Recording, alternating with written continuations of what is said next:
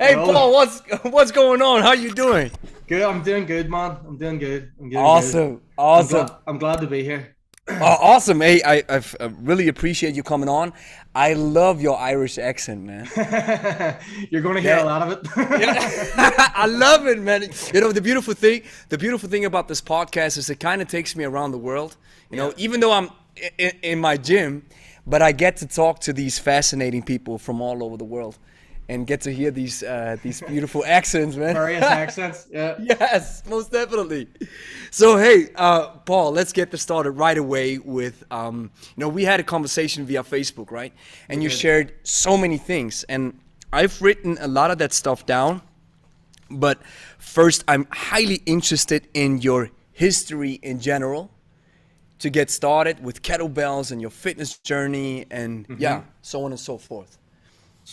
Well, I'm a strength and conditioning specialist, but it didn't start there. It kind of that was the end point. But my journey in fitness, it actually started probably further back than it would have alluded to in the information that I sent you, because Mm-hmm. I couldn't really get it all Yeah, yeah, in. most But definitely. Yeah. my whole life has been about sport and education, because essentially where it was that I came from, they were the only two ways out. And if you were looking for a way out, and I, Mm, I suppose a lot of people might have been, mm, mm-hmm, because it was quite a hard, impoverished, mm. ghettoized area. And there, it also happened to be, at the time in the 1980s, it also happened to be on the backdrop of a kind of an urban guerrilla war. I don't know if what how much you Wow. know about Northern Ireland, but there It was a, just there was a, there yeah. was a conflict that Uh-huh. was lasted for 30 years, and thousands of people were killed. Was that the religious conflict Yeah, that well, I yeah. mm, Well, it's it's probably outside the context of me or this podcast to oversimplify it, but religion was a big part of it. Yeah, mm, religion and nationality, mm, and things like that. mm, But regardless of all that, that's where that was where my start was. And when that's your normality, that's just your normality. You don't know that it's abnormal until you go somewhere else. But mm-hmm. and we were living in the epicenter of it. If there was like, it was one of the hardest places, even though it didn't feel hard, weirdly, because it was just your normality. You're Things used to think it, right? Yeah. Yeah, Mm, people getting mm. shot and buildings getting blew up, and you know you That's know crazy. It says marked by street fighting, sensational bombings, sniper attacks, roadblocks, and intermittent without trial. The confrontation had the characteristics of a civil war. yeah, yeah, that's about right. Wow. Yeah, and it was non-stop. So every day on the news, it wasn't a question of who was dead, or if somebody was dead, it was who was dead. My Or it God. wasn't a question of was something blowing up. It was what was blowing What? up. What? Yeah. you What? know, you know. Wow.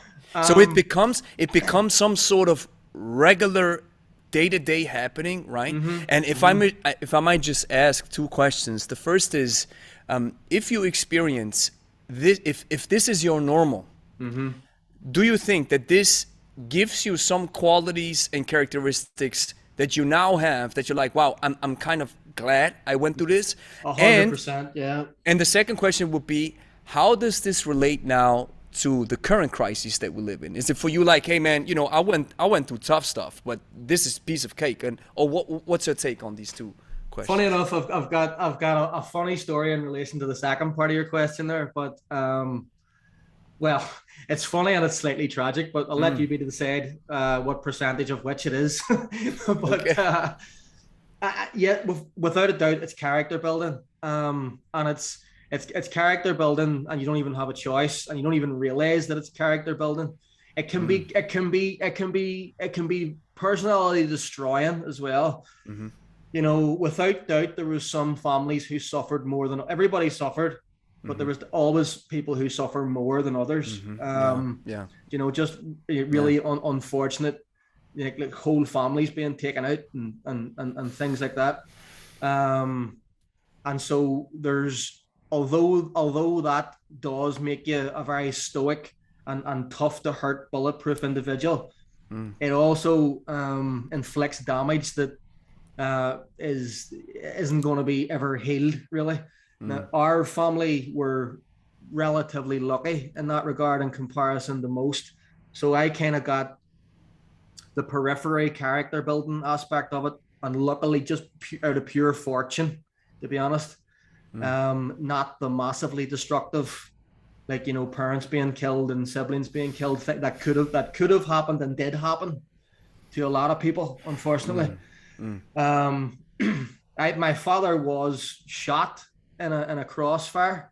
He was shot in the arm when he was playing a game of handball in the street. And I was nearly blown up a couple of times.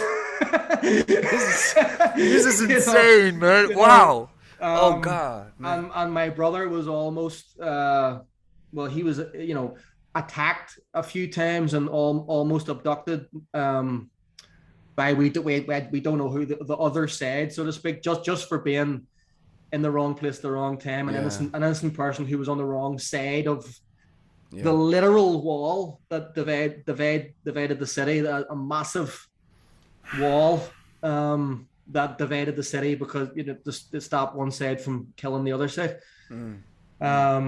So, you know, this was the reality of existence for everyone, and some people weren't as lucky as that. You know, like one slightly amusing anecdote was, it's not really funny, but as I was about to say before the internet cut off, Irish people have developed a kind of a dark humor, because we've been involved in so much fighting and conflict over the years, and the people in the north even more so, because it continued right into the latter half of the 20th century. You know, like the troubles, as it's euphemistically been referred to as, the guerrilla conflict in the north went on for 29 years, like nearly 30 years. So 1969 to 1998. So there was people still doing this in the late 90s in a Western, like, developed European country. We're blowing each other up, you know. And you know, I mean, as far as this crisis goes, I mean, isn't there a, I mean, we know, don't want to make it all about politics, but you know, when we see what happens nowadays in some Western countries, which we thought would be unthinkable, right? But to a certain extent, isn't there a, I don't know, pressure or just, you know, countries, surrounding countries that put pressure on a civilized or a Western country to be like, hey guys, stop blowing each other up, or you know, was it such an isolated, because I'm not familiar with it. I know about it, the IRA and that stuff. I'm very, very peripherally know about it.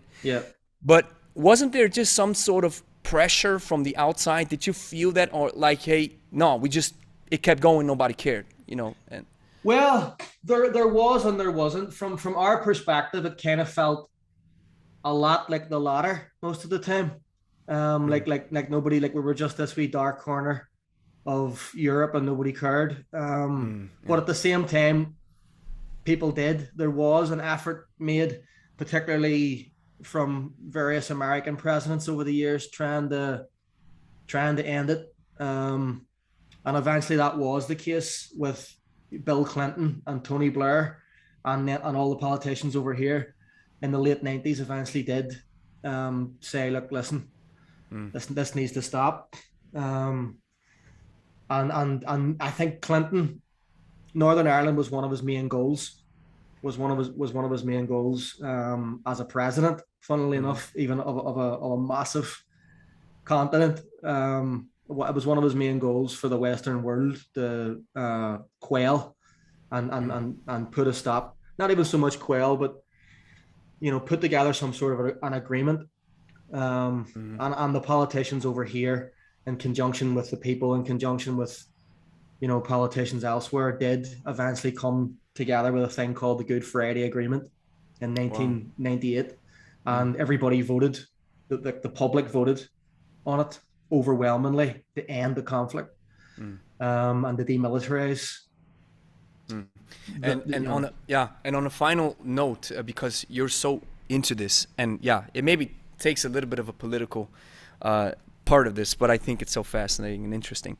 We always say that the United States, they play the world police, and everybody gets mad at it. They're like, why are you interfering with the issues of other countries? Yet in this case, what is your take? Do you think, thank God they intervened, because otherwise it wouldn't have stopped? Or yes, I mean, what's your take on it? Yeah. well, absolutely. It, yeah, it definitely took. I mean, at the end of the day, it wouldn't have mattered who tried to do what. I think the people here had enough. But at the same time, without doubt, the politicians that were involved on every side, in every country, both here and elsewhere, played key pivotal roles. And without that, it wouldn't have happened. So without a shadow of a doubt, doing the right thing is sometimes inconvenient, or sometimes intrusive, or it would appear that way, but it needs to happen in certain situations. And I think it was time. It was high time over here. People had enough. Wow. But so interesting. Yeah. But that, funny enough, recently in relation to the coronavirus, there was people being interviewed from here because they specifically, the interviewers wanted to compare the troubles to the coronavirus in terms of stress, and overwhelmingly the older population was like, I prefer the troubles. they were like there was this one woman who would have been like my mother's sort of age, right? So probably like 70s type of thing. And I'm paraphrasing, but almost a direct quote was, "You could have got blown up, but at least you could go to the shops." That's like that comparison. That comparison, like, hey, you guys don't know what safety is, man. You know what I mean? You don't know what that is. No, wow. not at all. And yeah, it is funny. On a certain level, I understand. As a father now, I would much rather it was this than the troubles. I wouldn't want to bring my kids up in the environment that I grew up in. However, if I was a single adult, yeah, the troubles, it's like the devil, Now, don't get me wrong. I would want nothing less than for this part of the world to descend back into that madness. But yeah, on a very superficial level, obviously I would never make the trade. But on a very superficial level, it was almost easier to deal with than your whole world being shut down to this like insular, like jail almost, But yeah, it's character building. Yeah, most definitely. And it means that a 10-minute set of kettlebells or a 5-minute snatch test or something like that doesn't feel as tough. But my initial sporting endeavors happened in boxing. Was with Ireland, fighting has always been a big deal, and boxing has always been our main sport. Yeah, I mean, I've just recently watched a small documentary about the Gypsy King. Yeah. Help me out with the name. Tyson Fury. Tyson Fury. Yeah, where his dad talked about him. Yeah. And his brother, and then of course we all know Conor McGregor. Yeah. So it's like these tough times breed different or tough characters. Joe Rogan recently posted something that's interesting. He said, tough times breed tough people, and good times breed weak people. Yeah, to a certain extent, right? Yeah. And if you have to go through some level of hardships, it just like you said, and you have to forge them to view it from a character building standpoint now that you get older, without the destructive harm that may other people have experienced. It just makes you, it builds you. Yeah, it's just different, right? It was fortunate in that regard, and also I was fairly fortunate in that I picked my parents well, which is a tongue in cheek. I was lucky. My parents, even though they weren't without their problems, and my childhood wasn't without its traumas, but they were good people who worked hard, and my father worked 2 jobs, and we didn't have a lot of money at all, and nobody did though. And but they always emphasized from an early age. They kept telling me and my brother how talented we were and how good we were and how athletic we were and how smart we were and how you've got to focus on education, and they encouraged sport as well. And it was all about education and sport. And really and truly, if you look at the most impoverished and even war-torn corners of the world, education and sport are the two consistent escape routes. And so it was by no surprise that that's what me and my brother went into. He's a PhD. Awesome. And I obviously I did the whole degree thing as well, and took it further and became a strength and conditioning specialist. Awesome. Wow. It's so powerful, when I compare it to my upbringing, which I'm completely privileged. Of course, like you say, every childhood has some traumas, and I've experienced some of it, but I cannot imagine what it must be like. And what I always take away from these aspects is just to be thankful and grateful for every day that you have, especially in Switzerland. This is such an oasis of the world. Even though right now we also have some kind of measures. Just a couple of days ago they were introduced, and I went into crisis mode. And I was like, how am I supposed to do it? But after crisis mode sets down, you got to make a decision. It's like you said, what you want to do? You either die or you keep going, right? And I'm more on that side as well, where I'm like, hey, let's keep pushing, keep going, and whatever life throws into your way, whether that's the government or somebody or something else, you just gotta handle it, man up, and keep going, right? Yeah. So if we want to pivot a little bit into kettlebells, I mean, we could probably talk about your story for hours. I know. But sometimes with the folks that I have on, we have 1 hour talking about the story, and then we dive into kettlebells. Yeah. So just sport hardstyle. You also mentioned this hybrid idea that I'm pursuing. Just let us know your experience. What happened with kettlebells, and how did you got into it? Well, I got into it through training for fighting, for boxing. I had a background in boxing, and then I transitioned from boxing into powerlifting. And so I've been fortunate enough to compete against world-class opposition in both those sports, and then went on to do the same thing in kettlebell sports with 3 different sports. But long before that, I came across randomly. I did a Google search in the very early days of Google as well, one-arm pull-ups, because I was very close to being able to do one. Wow. And I wanted to see was there any information on it, and the only thing that came up was this website called Dragon Door. Right. Most def with and the rest is history. The Dragon Door website still looks the same. It's like it still looks the same. It still looks the same. I remember skimming over the website like years ago. It's still the same. It is. But I like that. I like that it sort of pays homage to its roots. Never change a winning horse. Yeah. Never. No. But.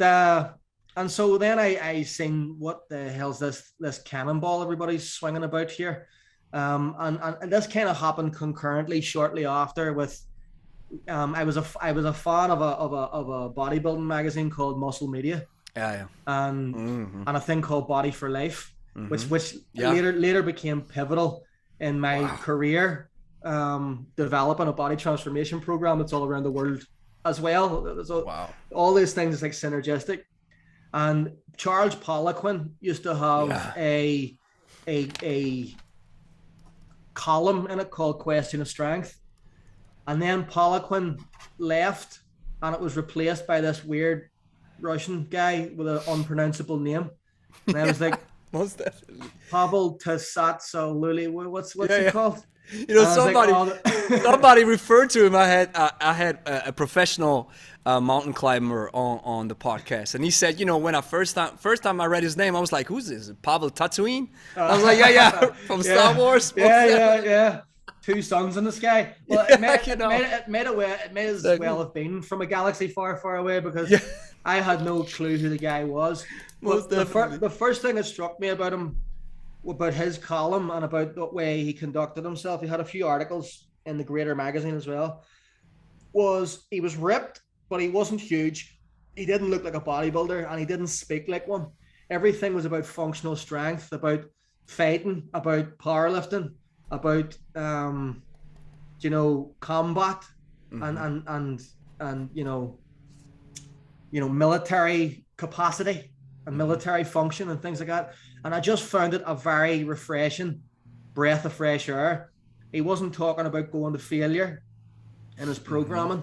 He was talking about cycling weights, which I had previous experience with that concept myself, training for powerlifting and being around powerlifting coaches, and the concept of essentially training in relative comfort with the goal of teaching yourself something so that you can contract your muscles harder down the lane instead of constantly trying to push to failure.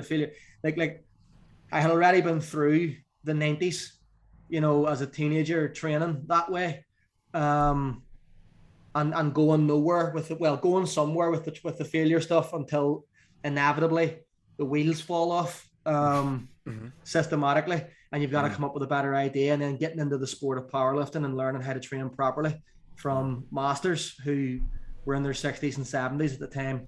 I learned from them. So everything Pavel was saying was resonating with that and kind of building on top of it. And so that's when I became aware of what a kettlebell was. And this tool seemed fascinating to me because it was originally sold as not even so much a strength tool as an all-round, make you harder to kill object, but like a combat training tool almost. Is kind of, the whole Dragon Door thing was very martial art slanted. And the early RKCs were being referred to as like the black belt of kettlebells and all. Everything was very Bruce Lee, very karate almost. Even hardstyle itself to this day, but especially back then, was essentially based on powerlifting and hardstyle karate. I love what you just said there, because I had Bill Esch on, the Kettlebell Warrior, and he said this. He said hardstyle is basically powerlifting with sub-maximal weights. Yeah. And I was like, whoa. And now you, and that's what I love about, talking to you incredible experts and fascinating folks who you always, I say this so many times on this pod, everybody says the same thing. It's just worded differently. Yeah. That's where, and just as a side note, when people get confused, everybody says something different. And then I'm always like, when you go to the top of the pyramid, you actually find out that a lot of people say similar things. But down at the bottom, everybody's like, from the left, east to west, you hear everything, right? And the thing is, there's 4 sides to that pyramid, and they all lead to the same peak. So even though you're all starting from a different place, when you get to the top, the view's very similar, and there's a lot of space at the bottom. Yeah, most definitely. And so there's so many different opinions, and the further up you go, the less spaces there are, until at the top there's the truth, and everybody kind of high fives each other, even though you started from awesome. Do you know what I mean? Yeah, and most so definitely. That's kind of the way with almost every subject. And with kettlebells more so than anything. And so that was I became the first RKC certified individual from my country, and the first level 2 as well.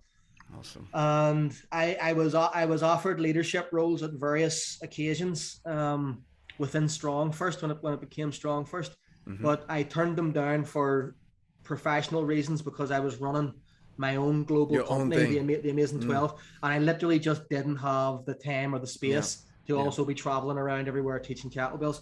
But I respectfully turned that down. So it probably would have attained, senior and master status in that organization had I have wanted to. But I simultaneously became fascinated with GS, and it's hard to look away when you see. It's hard to look away. It's like, okay, let me put it to you this way. Let me give you the martial arts analogy, because I'm a combat sports background. And it's almost like GS competition. When GS competition exploded globally, like left Russia, so to speak, is when the internet kind of exploded. And funny enough, Hardstyle's kind of, I believe, somewhat responsible. Hardstyle, Pavel, and Dragon Door, I think, are the biggest culprits for spreading the popularity of GS. Yeah. Now Culprits. it was inadvertent, right, and probably somewhat unintentional and maybe even unwanted, but it happened. Maybe, yeah. You know, but it happened because Pavel and Dragon Door and John DeCane, who is the CEO of Dragon Door, and a friend of mine, a lovely man, they made kettlebells super popular. Yeah. Right.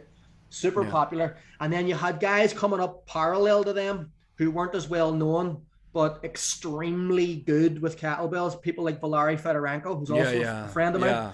Well, awesome. Yeah. And I competed in his World Championships over in Chicago, the WKC. My wife actually won them, awesome. which was fun. But Valery Fedorenko is a super legit. Like as legit as they come, GS lifters. He's the youngest ever Master of Sport International class.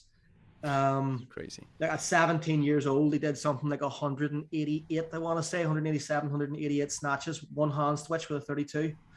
And this came after, I think, 130 something jerks with 232s.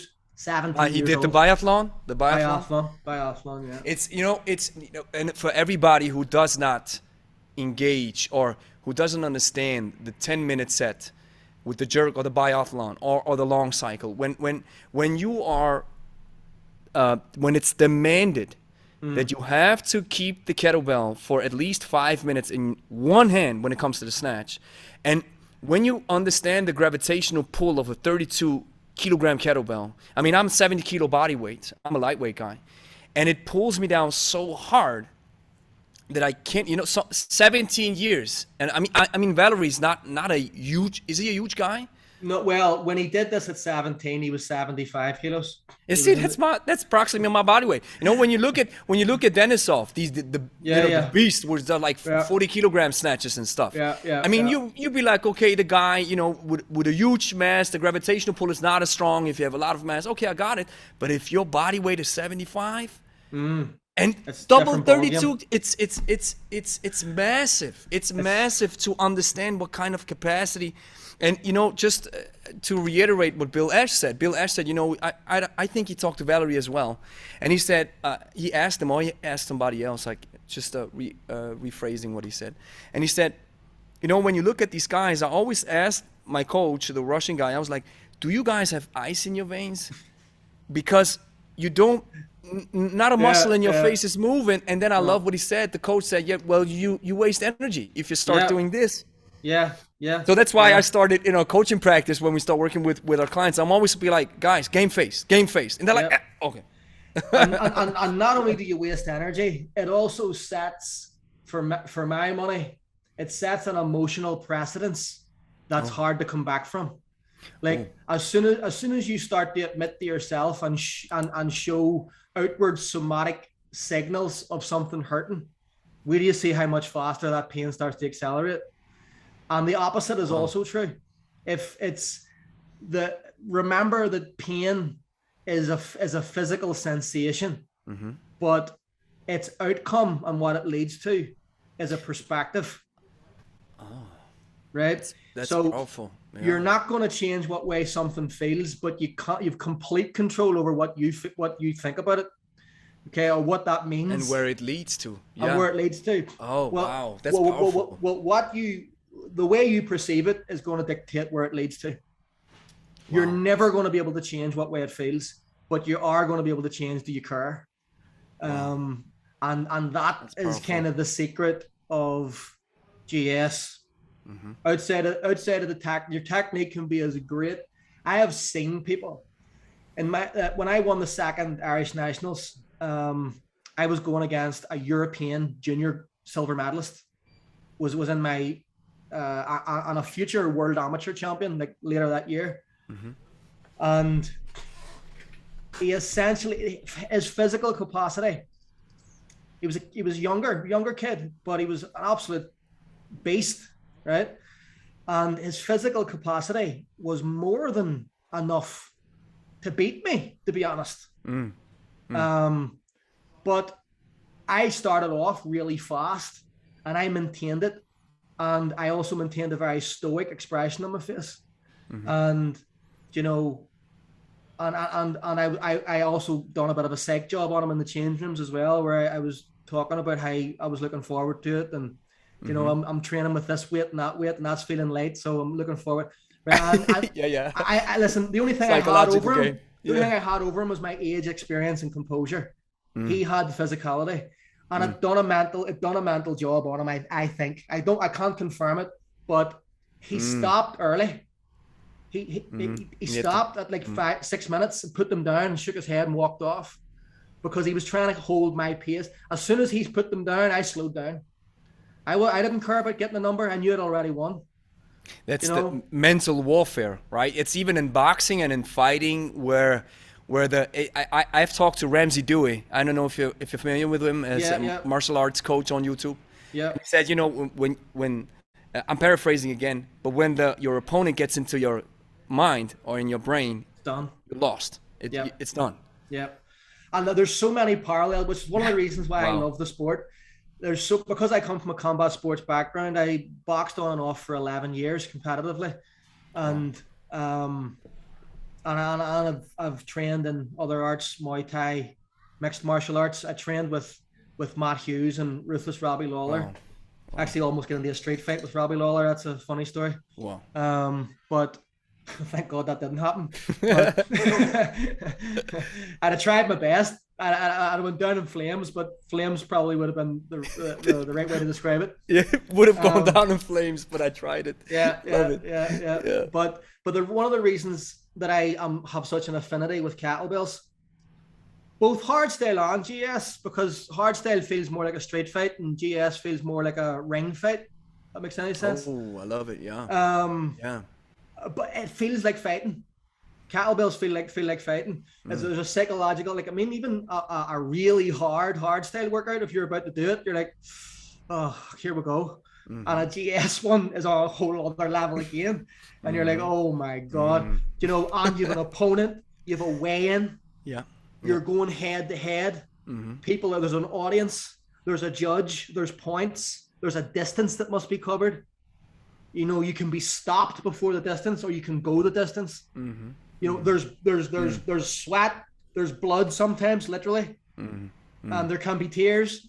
You know, yeah, most definitely. It's and again, I'll give Dragon Door credit for this one. It was one of their selling points early. One of their slogans was "Kettlebells are the closest thing to fighting without getting hit," and it's great marketing, man. It's also great. It's great marketing. Oh, great, man, what they did. Yeah, it is great what they did, and it really helped GS as well, because, you know, it's shone a big light on a small subject, and then the whole subject, it's like the rising tide raises all ships. Yeah, wow. You know, and even though it was ironic to me that the two, I'm glad that it isn't this way anymore, but initially 20 years ago when I first got into this, it was like us versus them with hardstyle and GS, and it stayed that way for a good 10 years.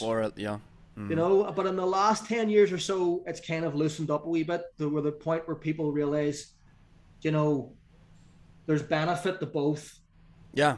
And there's both complementary and independent benefits to both. Yeah. And where I'm coming up from now, I feel like if it was a martial art and they were giving out black belts, I would definitely have one in hardstyle. And in GS, I'm getting pretty close to that because, well, I would say I'm probably low level black belt because I've trained world champions. I've trained a few world champions from scratch. I've won national titles. I've represented my country in the worlds myself.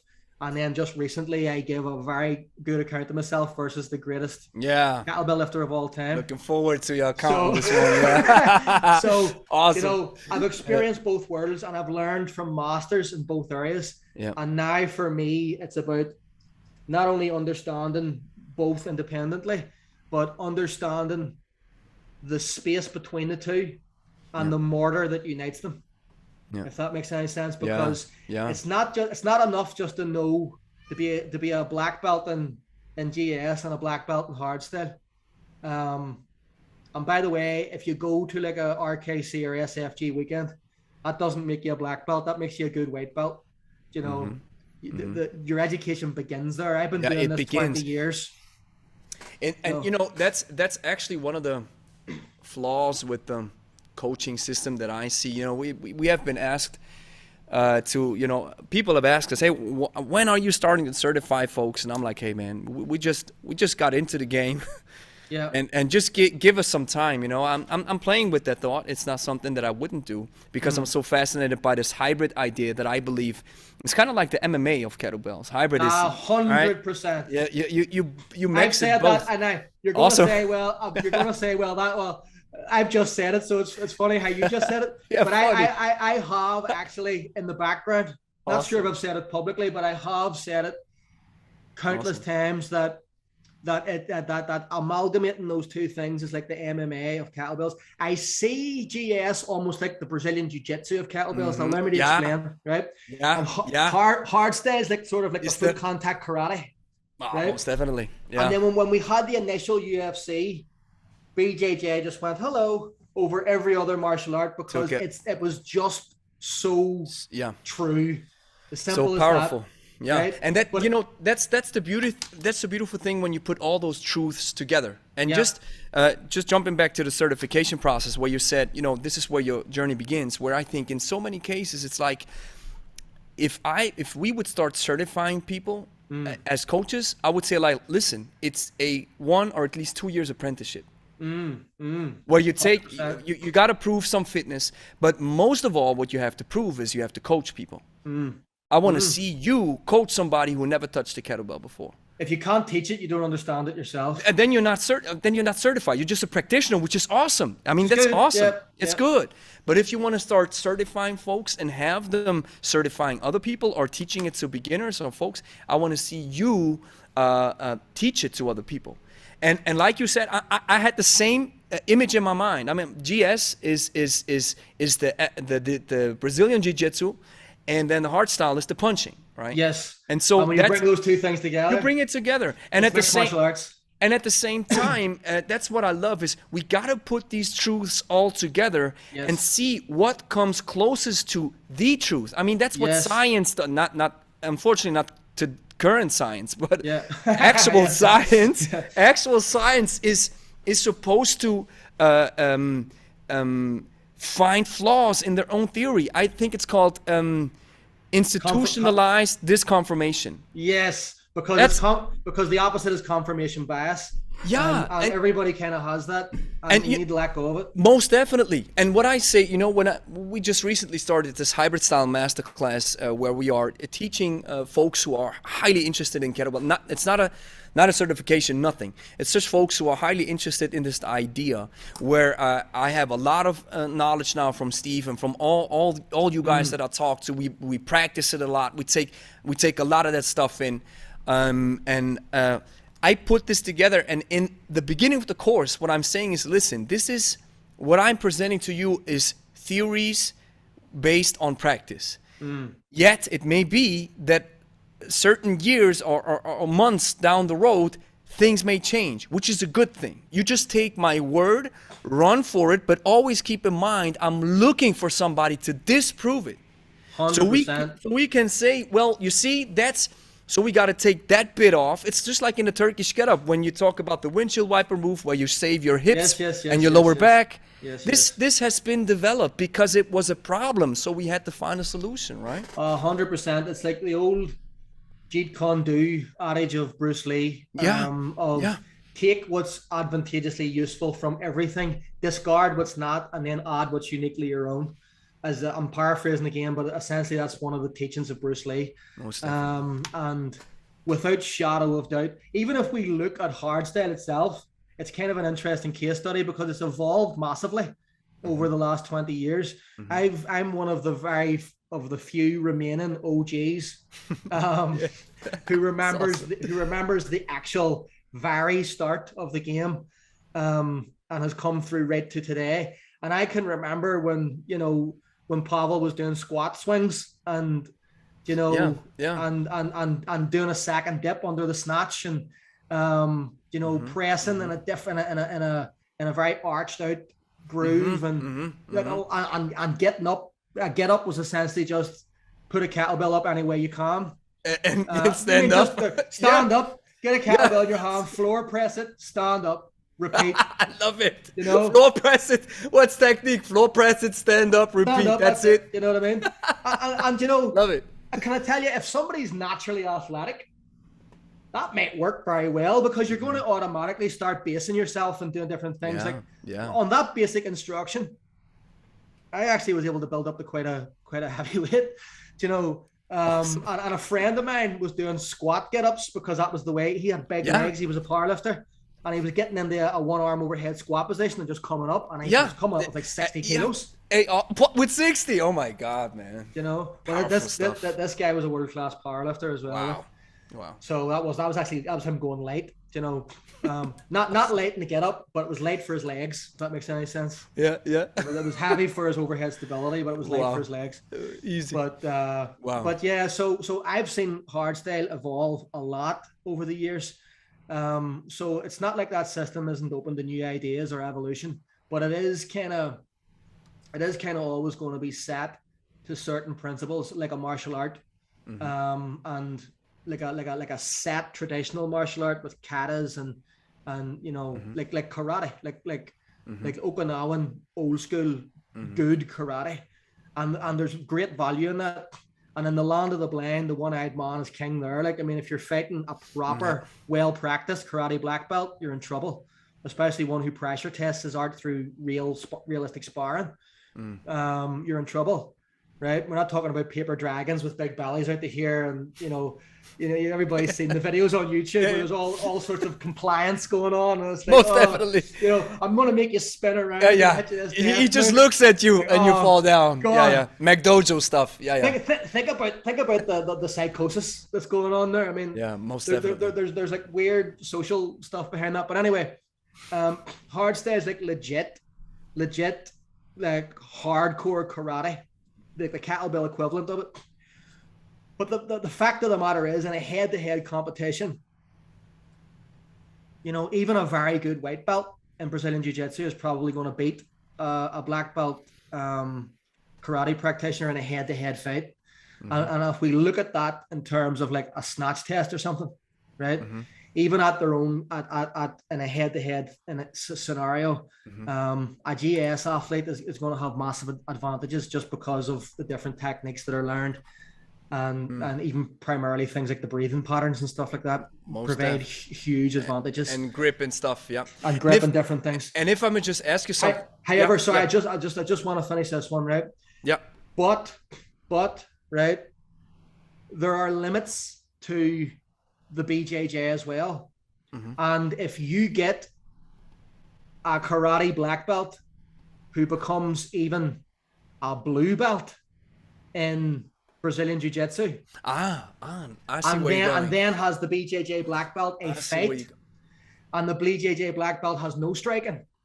I got you. He could be in big trouble, right? And that would be the equivalent of an all-round competition. Like, let's say there's a snatch, and let's say there's also a 1-rep max press. A Beast Tamer exercise. A Beast Tamer even, right? Most definitely. Right? Yeah. A Beast Tamer exercise, a GS exercise. A Beast Tamer exercise, a GS, right? In that type of scenario, if the GS guy isn't more well-rounded, he's in trouble. And if the hardstyle guy isn't more well-rounded, he's in trouble too. But if either one of them is well-rounded, the other guy's in trouble. This is where it comes together. Right? Wow. That's a great analogy, man. Wow. Yeah, that's powerful. So about the snatch test, because I mean, I'm sorry, sometimes I'm just jumping on these things. Go ahead, no, I love it. Go ahead. Because, you know, I'm writing down, I'm always, you know, I've learned that the brain is such a bad memory that you gotta write down everything. Yeah. So about the snatch test, and I've asked this, I don't know who I talked to, I think it was a client. Yeah, I talked to a client. Now, what is your take on the idea of the hardstyle snatch test if we put into account that it's not that the philosophy of hardstyle and Pavel's philosophy and idea is not going to failure, is always being able to talk, putting the kettlebell down and resting, and then getting back at it, always giving your body enough energy, leave energy in the tank, so on and so forth, which is a powerful philosophy. I changed it as well. When you shared your story, I was like, oh, that's me. I was all into German volume training, bodybuilding, and balls to the wall, right? You sounded like Arnold there. Yeah. And you have to imagine, I'm not super blessed with genetics, but I think I recently saw an old picture of me. I was like, oh, wow, that dude. Oh, wow. I was buff, man. I love it. Hey now. Awesome. But, I've switched my philosophy as well. I was like, yeah, let's move away a little bit from the extremes, even though I still like high intensity. But, I've coined a term, I call it high skill intensity now. It's go high intensity, but use skill, right? Yeah. But when we look at the snatch test of Hardstyle, 24K, 100 reps in 5 minutes, that's at 20 RPM. That's a massively fast pace with a 24 kg if you don't have GS technique. So what my take on it is, I think they don't match. But what's your take on it? Well, I can explain why. Again, this is just my opinion, but it's an experienced opinion because I've been around from the start. So I need to set the stage for the answer a wee bit, if you don't mind. Yeah. I don't know if you remember or if you're aware, but initially I remember, and initially the Hardstyle RKC Snatch Test was one hand switch, back in the day. Right? I think yes. It was one hand switch, and it wasn't necessarily 100 reps either. It was, you had to do your weight, you had to do the number of reps as your kilogram weight with one hand switch. So if you were 75 kilos, you had to do 75 reps one hand switch or something like that. So you would have to do 35, or whatever weight broke down to get 70. And if somebody was over 100 kilos, they had to do more than 100 reps with one hand switch. That's right. Gets crazy. With a Hardstyle kettlebell with a fatter handle, and that doesn't chalk very well, and where the insertion isn't the same. And oh my God! I can say these things to you because you understand. Yeah. And the difference. There's a huge difference. Most definitely. And people don't realize that. It's like, it even comes down to the implement. So initially, at this moment in time, the Hardstyle Snatch Test is a relic of the bygone era.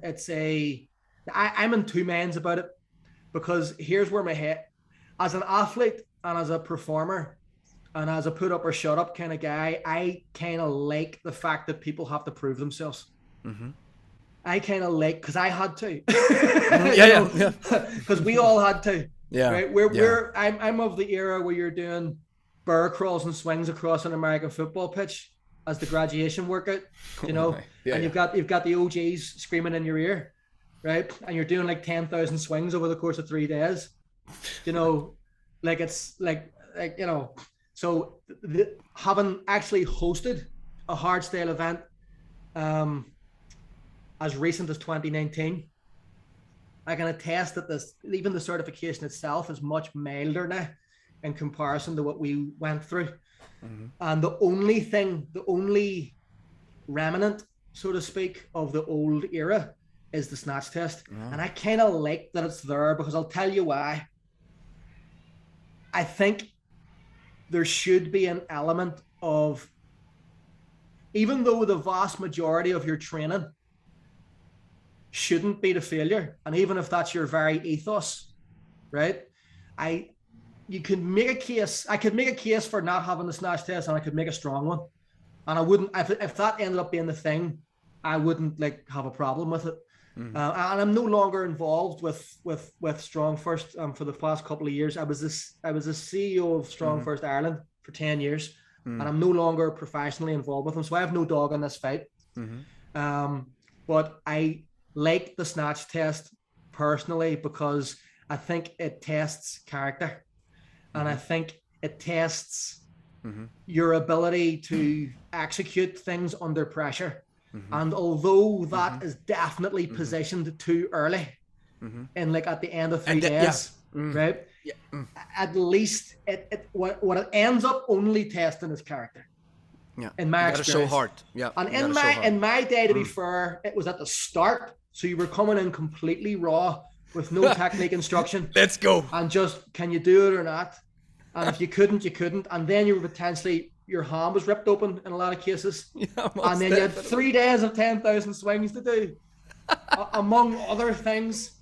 Oh my! With torn hands, and you're getting you know, athletic tape, and you're doing all this shit. Yeah. Because you hadn't got a clue what you were doing in the first place. So, yeah, you know that was kind of like the same when I had to do the IKFF CKT2 test from Steve Cotter, where it's a biathlon, which I've learned then later. It's 40 jerks with double 20 kgs and 100 snatches with a 20 kg, and I did it with raw technique. I look back, I'm like, how did I do this? Yeah. But I think it's spirit, right? It's the heart. Yeah. It's the I gotta go for it. Which I do see. I do see the aspect. Yet I would like to see this also in the material. It's like, hey, sometimes, you know, I love it. What Luca said, my brother from Canada, who runs Kettlebell Hardstyle Pro, he said, hey, you know, training or practicing is putting money in the bank and then spending it on fight night. Yes. I love it. Yeah, I love it. And I just like to see that,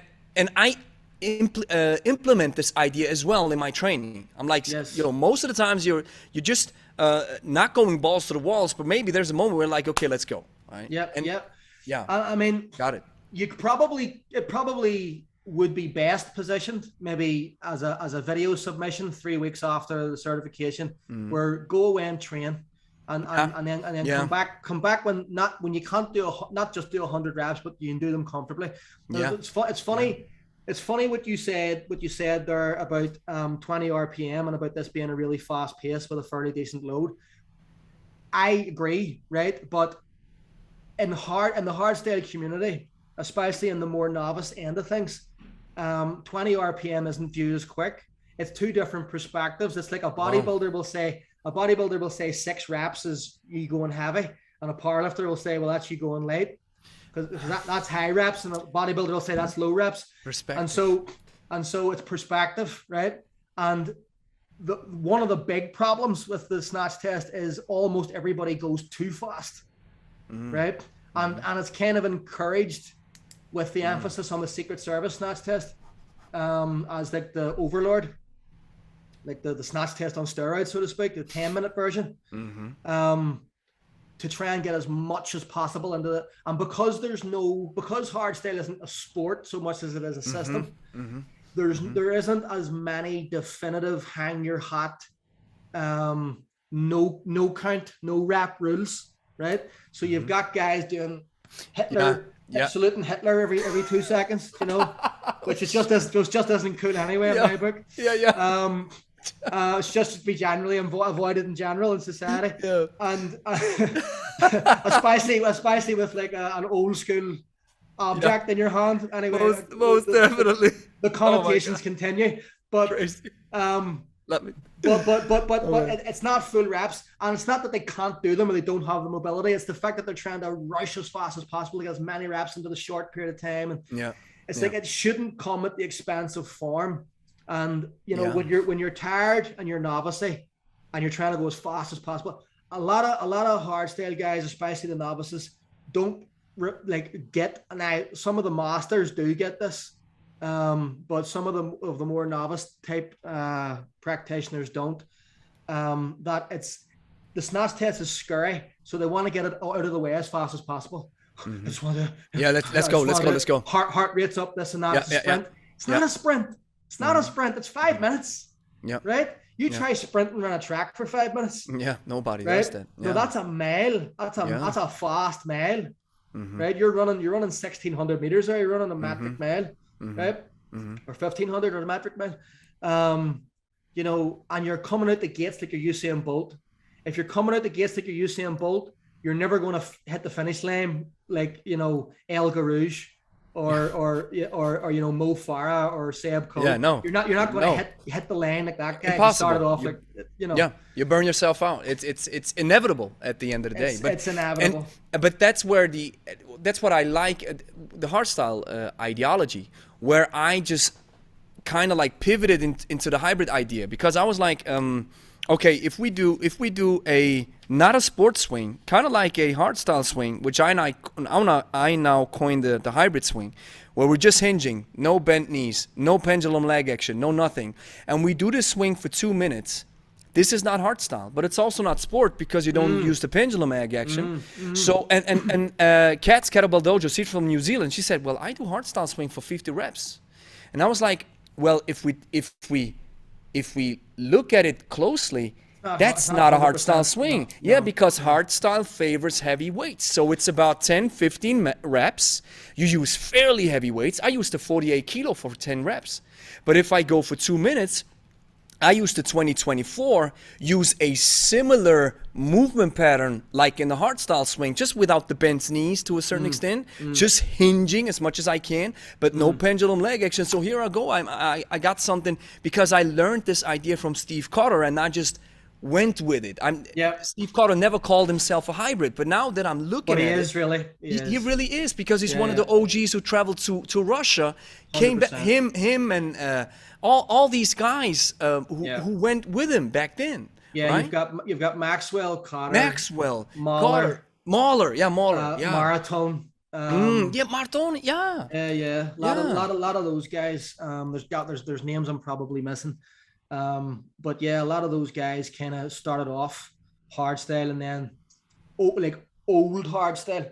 And can I tell you, if Steve, which obviously would hell freeze over before this happens, but if Steve's ever in attendance of like a hardstyle event again, he'll be surprised how different it is to the RKC that he remembers, to the hardstyle that he remembers, because it has evolved over the years. And one of those evolutions has been, to my observation anyway, concession, is concession the right word, of allowing you to dial the force, which is kind of similar to what you're talking about, which is kind of similar to what that lady was saying about doing 50 swings. It's representative of new hardstyle, but it's not representative of old hardstyle, if that makes any sense. Where you dial its maximum force production relative to the number of reps. Does that make any sense? So it's definitely. So as hard as you can go for 50 isn't the same as hard as you could go for 20, isn't the same as hard as you can go for 10 or 1 for that matter. However, for me, pure hardstyle is still maximum force, minimum time. You know, relatively brief rest periods. If you're trying to create a conditioning effect, relatively long rest periods if you're trying to create a strength effect. And you see a lot of people kind of defaulting towards, well, we can talk about this, but one of the big, probably going to get in trouble for this, but are you going to say the word? Are you going to commit to the word weakness? In both hardstyle and GS, is when you try to match the principles that apply to one to the other, right?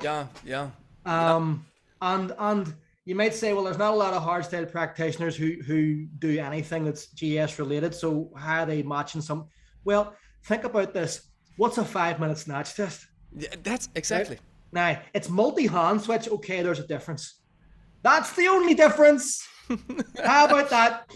How about that's the only difference? Right? Because if you're trying to maximize the amount of reps and weight, by the way, folks, because I've never seen anybody out snatch in terms of weight a world-class GS athlete, right? The same principles that apply to them being able to snatch a 24 for infinity is the same principles that apply to them being snatch a 48 for a lot more than you can. Right? It's like, so a snatch test of a 5-minute duration or even a 3-minute duration is a highly cardiovascular event, right?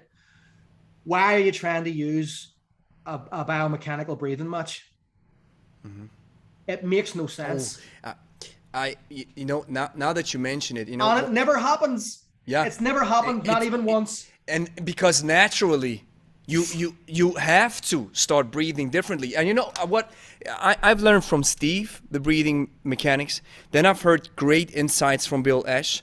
I've listened to what Pavel is saying, and now I'm always saying, like, hey, you guys are talking about power breathing, because I've learned it from Steve as well. And I'm like, yeah, I consider it now a different kind of power breathing. If I look at how Pavel teaches it, because it's impossible to breathe like this when you are going for efficiency. Oh, It's just not and such a great analogy. Which, and you know, you said this, I might get in trouble for this. You know what I love is taking these ideas, examining the ideas, and that doesn't make Hardstyle wrong. That doesn't. Oh no, it's the idea is to understand the principles and how to apply them. So if we talk about breathing, we have to apply a different concept. And if we talk about a 5-minute snatch test, it only comes down to one thing: efficiency. And if we talk about efficiency, it's the GS guys, right? So we got to talk about them. But if we talk about Beast Tamer stuff, where I have to do a pistol squat with a 48 kilogram, then I'm like, okay, maybe GS. I don't know. Got to talk to some. 100%. Okay, so yeah. And then it gets funky when you get kind of hybrid events, like for example, a long set of press.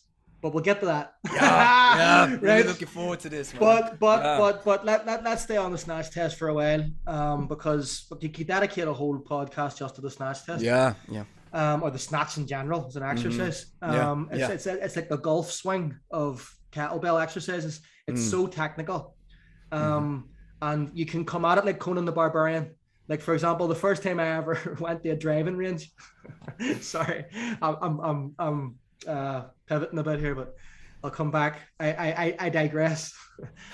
My friend of mine was playing golf for years. This is going back nearly 20 years actually. And I was a powerlifter, a boxer, like very physically strong, but hadn't got a clue about golf, right? And we were at a driving range. He says, I said, I don't want to play golf. He says, look, we'll just go to a driving range. You'll like that. You get to hit the ball hard. And I'm like, right, okay, we'll do that. Okay. That sounds like more my speed. So he was like talking about all this technique and stuff.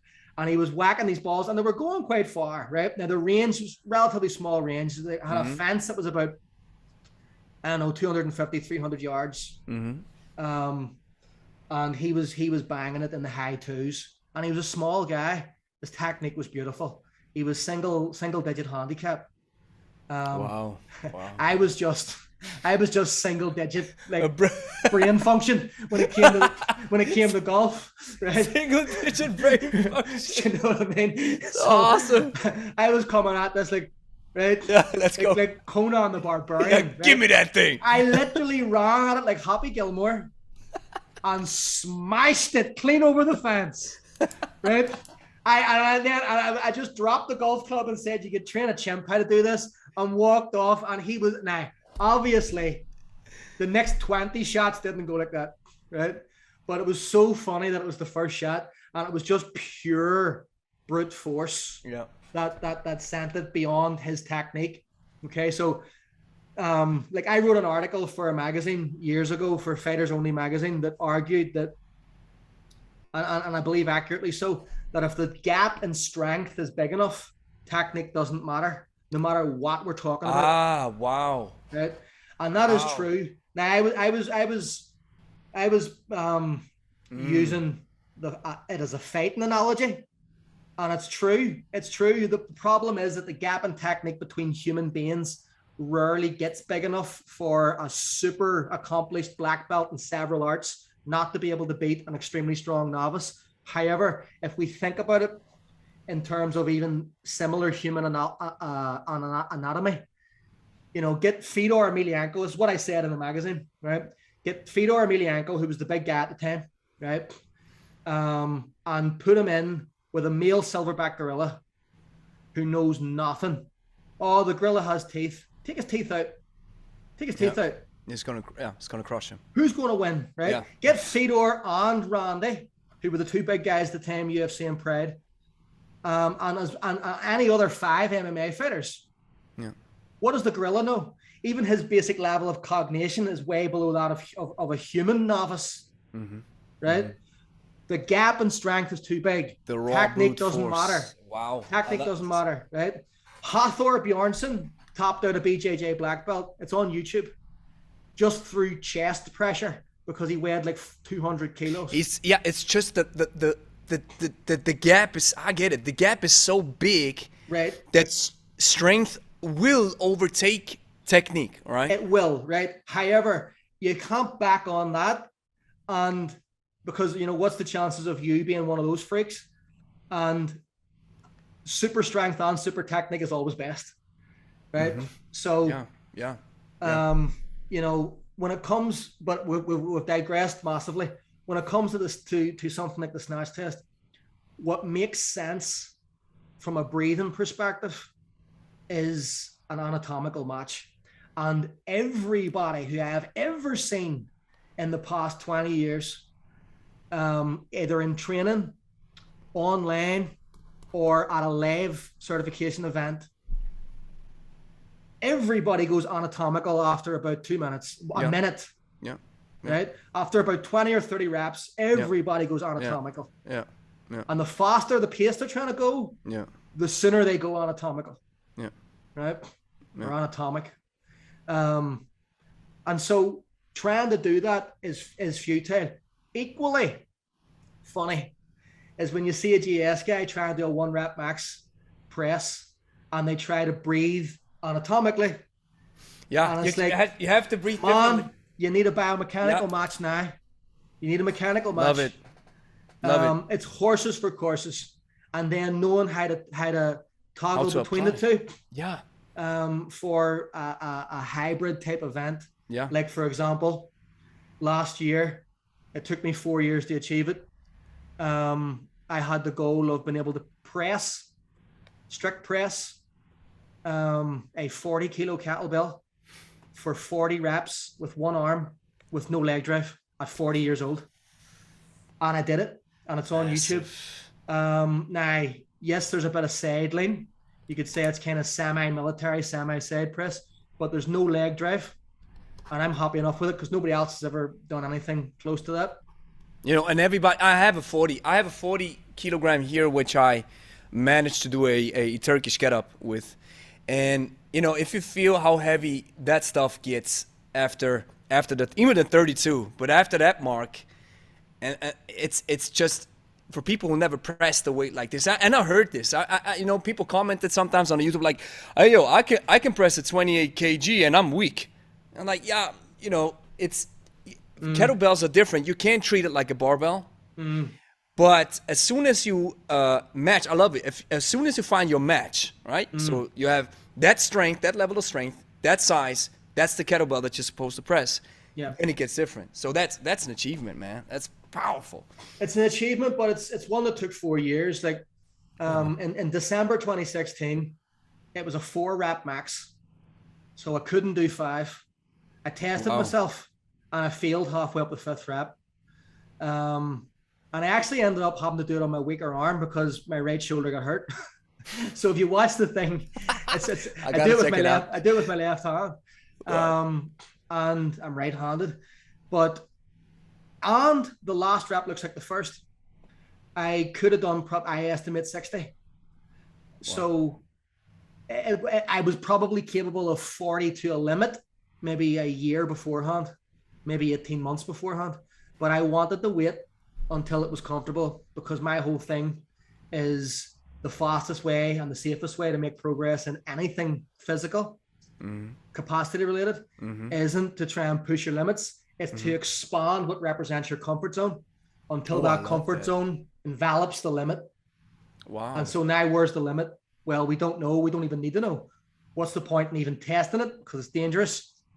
Everything you do in the gym shouldn't be about displaying a limit or testing a limit. It should be about increasing a limit. And the things that best increase limits are stuff that are very far away from them, right? Because you're never going to lift a weight you can't lift by trying to lift it. You have to, if you can configure your program and the mathematics around your programming in such a way that it makes the weights you can lift easier to lift, then it'll make the weights you can't lift closer. Yeah, most right? Yeah, it's as simple as that. It's a simple idea. Yet my question would be, how much? Because that's something that I wrote down. It's now that we've segued into this. How much do you think, when it comes to strength, How much is genetic potential and how much can be trained? Well, that's how long is a ball of string, but I'll attempt it. Well, okay. A lot of it, in terms of your ability to get to the very top of something, it depends what the answer, what the end point of your answer is. If it's to be the best at something, the vast majority of it is going to depend on your genetics inheritance. Yeah. However, if it's to become the best that you can be, then your genetics are irrelevant, because you've got what you've got, and it's all programming at that point. It's a great answer, man. All programming. And whether or not you're endowed with what Eddie Hall has, or what Denis Vasilev has, or what Ivan Denisov has, or you know, what I have, or what you have, or what the guy down the street has, is irrelevant, because you can't change what you've got. It's like back to what I said earlier about picking your parents wisely. It's like you have what you have. You got what you got. Yeah. You know, and the only thing that's like one of my mother's favorite philosophical things to tell me if I was having trouble with something as a child was the serenity prayer, right? It's like a Catholic prayer where it's God grant me the serenity to accept the things I cannot change, courage to change the things I can, and the wisdom to know the difference. That's one of the greatest prayers ever uttered. It's 100%. And you don't have to be religious to get something from that. No, it's hugely philosophical. Hugely, but it's so powerful because it puts you at a place where you're like, hey, discernment is such an important virtue or important skill to develop, to understand what is in my realm of control and where there's no control over. Okay, so I just got to leave it at that. But it's just so powerful. And if you focus on the uncontrollable, like, why do I not have great genetics? Yeah. It makes the controllable harder to control. Oh yeah. Oh wow. And that is like, now you're chopping off your own feet and trying to run a race. You know, it's like the race is going to go ahead without you, whether you're running or not. And you might as well have feet, because it's useful when you're running. Yeah. And if you're cutting off your own feet, there'll be no shortage of people trying to cut your feet off along the way. Yeah. Oh, so, most definitely. You know, yeah, life is going to make it hard for you either way. Make it hard either way. Yeah. Right? So yeah, I love it. So then it's a choice, and it all kind of organically ties into your to what I was talking about earlier with pain. It's like it's a choice. Pain is in certain scenarios is inevitable. Just like death is inevitable. You can't outrun the reaper, and you can't change what way pain feels, but you can change what way you feel about pain. And although you can't get rid of death, you can definitely change what way you live, and that will change what way you die, no matter what way that is. Wow. You know, we're going off on a mad tangent. Yeah. But it all relates to kettlebells. Yeah. You know, love it. And a lot of these things, that I'm talking about here, I have actively applied in my pursuit of certain kettlebell related goals, or barbell related goals, or combat related goals, or body weight related goals, or business related goals, anything. Personal, even just that. It's universal, the universal rules of human improvement. Yeah. It's and that's where one Latin expression that I live by, which I love so much that I think about getting a tat of it, is si vis pacem para bellum, and that means if you want peace, prepare for war. Oh yes, I have heard. I believe I've heard that before. Yeah. I wouldn't have ever been able to retort the Latin version of it in a million years, but I remember the translation. It's so powerful. It's very powerful. Exactly. You know, and it relates to that thing that you said earlier that Joe Rogan put up, I believe.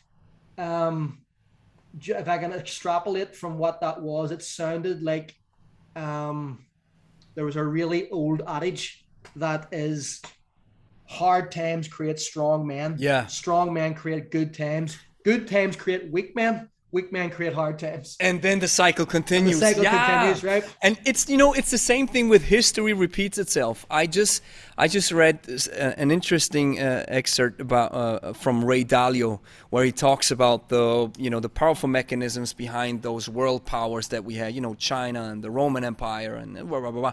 And you see that one thing, because you mentioned education, he always says, you know, in every country where education is low, everything else drops. Right. Well, so, it makes sense, doesn't it? Yeah, so and knowledge is power. And enlightenment is contentment, right? Because where there's lack of understanding, there's fear, and where there's fear, there's violence. You know, because it's a human reaction to try to you're either going to run. It's fight or flight. It's fight or flight. It dates back. And fight or flight can happen on a societal level, because what is society except a collection of individuals, right? Most definitely. And we have this sort of synergistic, esoteric, almost metaphysical, intangible connection to everybody. Yeah. You know, like if you feel bad, if I got a sense that you were feeling bad right now, it would impact my mood. Right? We are pack creatures. We are social creatures, which is one of the reasons why lockdown has been so hard on everybody, and why mental health has gone all sorts, and violent crime has gone up, domestic crime has gone up. Right. You know that you can argue the efficacy. The efficacy of it back and forth. But one thing that's not open for debate is that it has ramifications that are negative, regardless of whether or not it's efficacious to do it or not. I've heard one scientist say that the kids that were taken out of school for 3 months, they will feel it forever. I can attest their whole life. I can attest to that, because my children, I have 4 children, and 3 of them are school age, and one of them's a baby. That's let me just tell you, it's tough. But you're a busy man, most definitely. Oh God! And I'm running a global fitness business, and I'm running online clients, and I was trying to train like a 20-something professional athlete for Denis Vasilev. So the past 9 weeks were a challenge. Most definitely. But anyway, so I don't want to hear excuses from anybody. Let me just put it that way. If this old man can do it, if old man River can do it, then you can do it. Awesome. But, no, I mean, everybody's experience is relative, but and ironically, when I was in my 20s, I couldn't have handled my life now. It's like it's everything's the same. It's like progressive resistance. If you hand somebody 100 kilos and say bench press that on day one, they're going to hurt themselves. That's the equivalent of handing somebody 4 kids and saying go be a father. It happens sometimes. It's tough. Even sink or swim. You know, I mean, family is probably the biggest responsibility that you have. Yeah. And one of the responsibilities that is somewhere up there is success. Oh, yeah. On every level, you know, financial or it doesn't matter. Success handed on a very young age can be massively detrimental. Oh. You know, I see it now. The last 5 years have been the best years of my life, and I kind of look at the crisis like, you know, when this whole thing is over and my business is still standing, then hey, it stood the test of time and stood the test of trial. Okay, that's good, right? Yep. But you know, success is something that it can encompass you in so many areas, and when money starts flowing that you have never seen before, you have to be so careful with that stuff. Oh, listen. I mean, I came from square one in terms of money.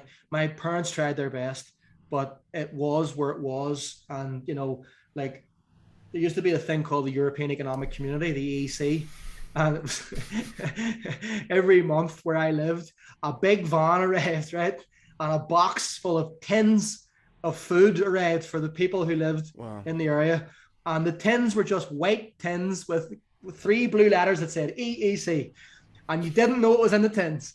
And you had to try and shake the tins to see, was it stew? Was it custard? And once that shit was opened, you had to eat it as well because you couldn't put it to waste. That's it. So it was like, come on now. It was like a game of dice every time. Oh, I got sausages. Right? Oh, no. Like, you know, I got the lottery. Right? Wow. So that's my start right? And there was people a lot worse off again. And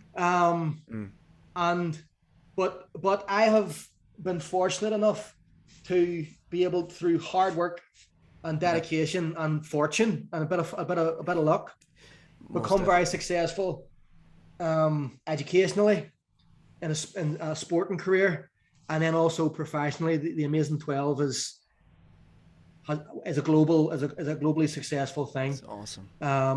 And it's something that I'm very proud of, because it's helped to change at now nearly 10,000 lives around the world in over 180 locations around the world. It's powerful. And counting.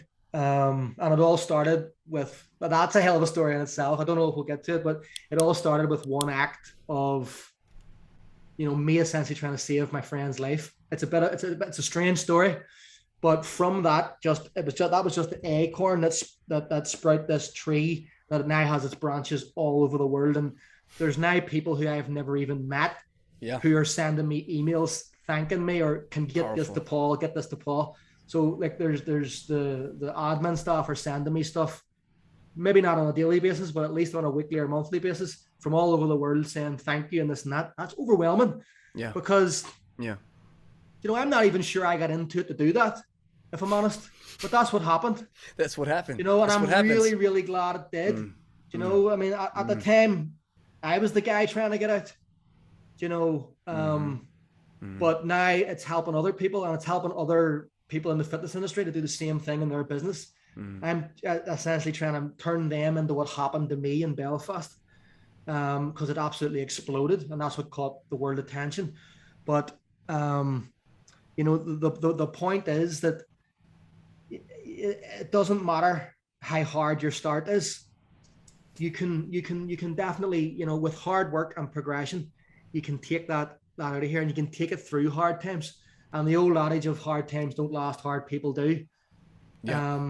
Is again, it's cliche and it's tongue in cheek, but it's very true. I wanted to say that it sounds so cheesy, but there's so much truth behind it. Even we live in a world where we want to change, where a lot of people want to change this idea of hard work. And I'm always like, listen, when it comes to success, or just pursuing what you have as a goal and being willing to adjust it. I love what you said. Like, I don't even know if I wanted to do this, or I have to be honest. Right? Yeah. One of my qualities and simultaneous faults is a complete inability to infantilize or sugarcoat anything. I do believe that is a remnant of my childhood, because it was just like, well, Johnny got blew up, or whatever, That's just so massive. It's like, you gotta fight this guy after school. I mean, like early childhood experiences where you're like fighting two people at once, and one of them has a claw hammer, and you're 9 or you're 7 years old. It's this is a daily. And it's not just me. I'm quoting a direct. That actually did happen to me. There was one kid got hit by another kid, and that kid was my friend, so I hit that kid. And then that kid went and got his older brother, who was 2 years older. And I had to fight those two kids, and the older brother had a claw hammer, right? And this actually gets ridiculous, but I had an old Fairy washing up liquid bottle that was filled with hot water, because Ghostbusters was big at the time. And I was pretending to be the Ghostbusters. And I was squirting this boiling water in this guy's face. Oh my God. That's what was distracting him long enough for me to avoid the hammer. Right? Oh my God! Yeah. You couldn't make this up, right? But this is to give you an insight into how I just am incapable of infantilization. I just call it like it is. And I just remembered the point I was going to make earlier. Is that success? I've enjoyed this success, but when I didn't have 2 pence to rub together, when I was like in my late teens, early 20s, in the 90s. I remember the Biggie Smalls song, More Money, More Problems. Yeah. I was a big hip hop fan when I was younger. I was a big hip hop fan. Yeah, me too. Still. Still to this day. Still. Yes. Yeah. Always, right? Always, yeah. And people don't realize the more money you make, the more problems you get. I remember looking at that going, Biggie, that's easy for you to say. Yeah. Puffy, What kind of problems are you talking about? What problems have you got, right? Yeah. Or Puffy, yeah, okay. Well, you can dry your eyes with the Benjamins there, Sean. Most definitely. Do you know what I mean? Yeah. But as it turns out, There's a they truth to actually this. are right. Yeah. Right? It's Mm-hmm. like everything goes up. You know, you all of a sudden you're in a different tax bracket, or all of a sudden, you know, more people. It's like the more money you make, the more problems you do have with it. The more success you have, the more good people you need around you. Yeah. You know, I think one of the biggest attributes that comes with success that I have to manage is the pressure. The internal pressure where you're like, wow, last January was like this. You better hit it, boy. Yeah. And I'm like, how am I? And I'm like that guy. I just want to serve. I have a economic goal, but I got this through serving people. I was kind of like the same. I followed a musical approach, a musical career for 15 years. That's where the hip hop thing came in and stuff. Yep. For 15 Oh, years. did you? Found out it didn't work out. Yeah, it was great. Took me to the States, and then there was one point where I had to realize, okay, now you either do this for the next 10 years with no bread, no nothing, or you start pivoting. Yeah. That's why I'm kind of a little bit allergic to the saying of never give up. Yeah. I'm always like, hey man, sometimes you have to give up. Yeah. You have to give up don't give up on yourself, but make sure you have to give up on your dreams. That's an important distinction. Right. A similar thing happened with me in fighting. Although I'm not sure I gave it a hard enough shot, because I had earned certain opportunities that I then didn't cash in the chips on for different reasons. And maybe if I had have, I potentially do have some regret in that regard, to be honest, if I'm honest about it. Because I don't think it was a lack of ability. I think it was a lack of not even so much commitment, but I found, as I've heard George St. Pierre talk about a lot post-career, I found the lifestyle difficult, the nerves, like I didn't find the fighting hard. I loved the training, but the making weight, I hated. And then, because I was always enormous at the weight. Like I used to box at 132 pounds, and I'm 6 feet tall, and I'm muscular. Right? My God. Now, man. obviously, I couldn't make that weight now, but I was always big at the weight. I was always big, like a 77-inch reach and things like that as a lightweight. And I didn't like making weight, and I didn't like the nerves, like the trying to control that steady flow of stress that just gets it's like a pyramid, and it starts off low level, and with the more proximal you come to the fight, it just amps up and up and up until like you're in the changing rooms. And for me anyway, it was almost like on fire with fear and nerves. And then you're having to overcome that every time. I suppose it's courageous, but it's very stressful.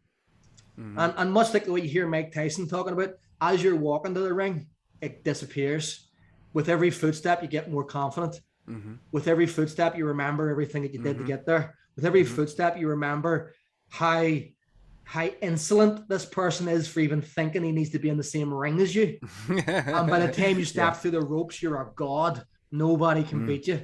So I look forward to the walk, but every single day leading up to it was like hell. Was like an increasing level of hell. And you're not sleeping at all the night before, and you're getting up tired. I don't know. It was just, I wasn't in love with that part of it. And I think that ultimately led to, more breaks than what there should have been. I would win, go away for a while, come back, win something, go away for a while, come back, And I think that was ultimately it. But yes, giving up on your dreams isn't necessarily even what happened to you. I would say, because who are we to know what our dreams are? I'm not the same person that I was most 10 years ago. Yeah. or let alone 20. Yeah. When I was trying to be a fighter, right? Yeah. Yeah. I'm not the same person, and so as we evolve, so do what's best for us. Yeah. Yeah. Yeah. Right. Yeah. And maybe we haven't figured out this whole thing called reality or life or existence, but maybe it's a combination of choices and destiny. Maybe it's not one or the other. Yeah. Maybe there's crossroads. Maybe there's signs. Maybe we need to learn how to read the signs. And maybe it's not giving up when a sign is pushing you in a direction that's better. It's just as simple as that. That's why I think these signs that you are interpreting are what I call being able to adjust. Yeah. If you're not able to adjust, then you always listen to people and folks and gurus who push you into one direction. I think, realizing a goal or realizing a dream, as they say it, is something that takes a mature approach, right? It's not that itchy feeling. I'm like, oh, this is my dream, I got to follow it, and the world is against me and all that type of stuff. And or even that, that proud view of yourself, like, yo, I'm so good, I deserve this. Yeah. I mean, if you're not Muhammad Ali, I don't think you're supposed to say stuff like this. But no.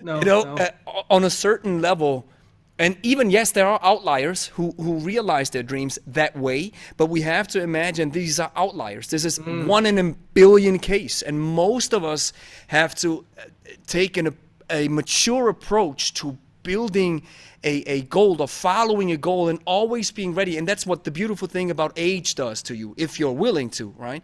Is you start adjusting your expectations. Your expectations. Yeah. You build different sets of experiences where you realize, okay, this is now that I look back on the musical thing, I'm like, thank God I didn't make it. Yeah. Because I always had, as you mentioned, you didn't like this approach of day to day as it comes closer, and that the stress increases and all this that stuff that comes with it. In my case, I hated the music industry for what they do, because when you listen to the radio, it's always the same artists, always the same playlists. The music labels, they buy the spots, they run on heavy rotation, and here you go, you got a #1 hit. And we have so much local talent. And why does I'm going on a tangent a little bit. No, go ahead. Yeah. Why does the local radio not push local talent? Folks who are local. And KRS-One says something that's so great. I have to paraphrase it, but radio. That's an OG.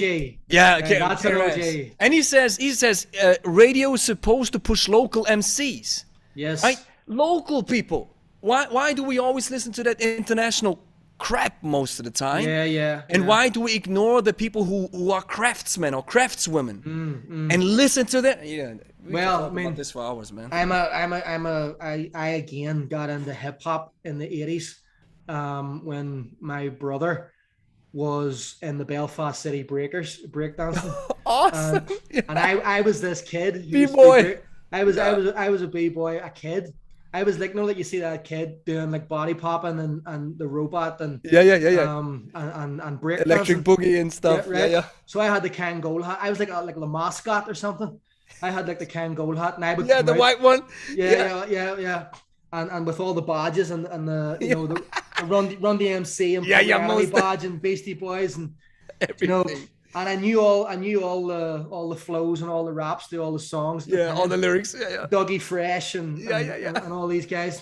And so I'm doing this and I'm coming out while all these like teenagers are doing all this stuff, and I'm like just getting in the way. But we just see he does this, and my brother was like almost use me as a mascot to get closer to girls and things and go do that thing. Basically, I taught him everything he knows. Go do that thing. So, but hip hop back then, I was living. I'm getting into music in my day. It's not sounding like my father here, but it spoke to the environment that I found myself in, even though it was predominantly an African American music at that time. It hadn't really went global. It hadn't really went multiracial. It hadn't really went. No, yeah. In fact, it hadn't at all. Yeah.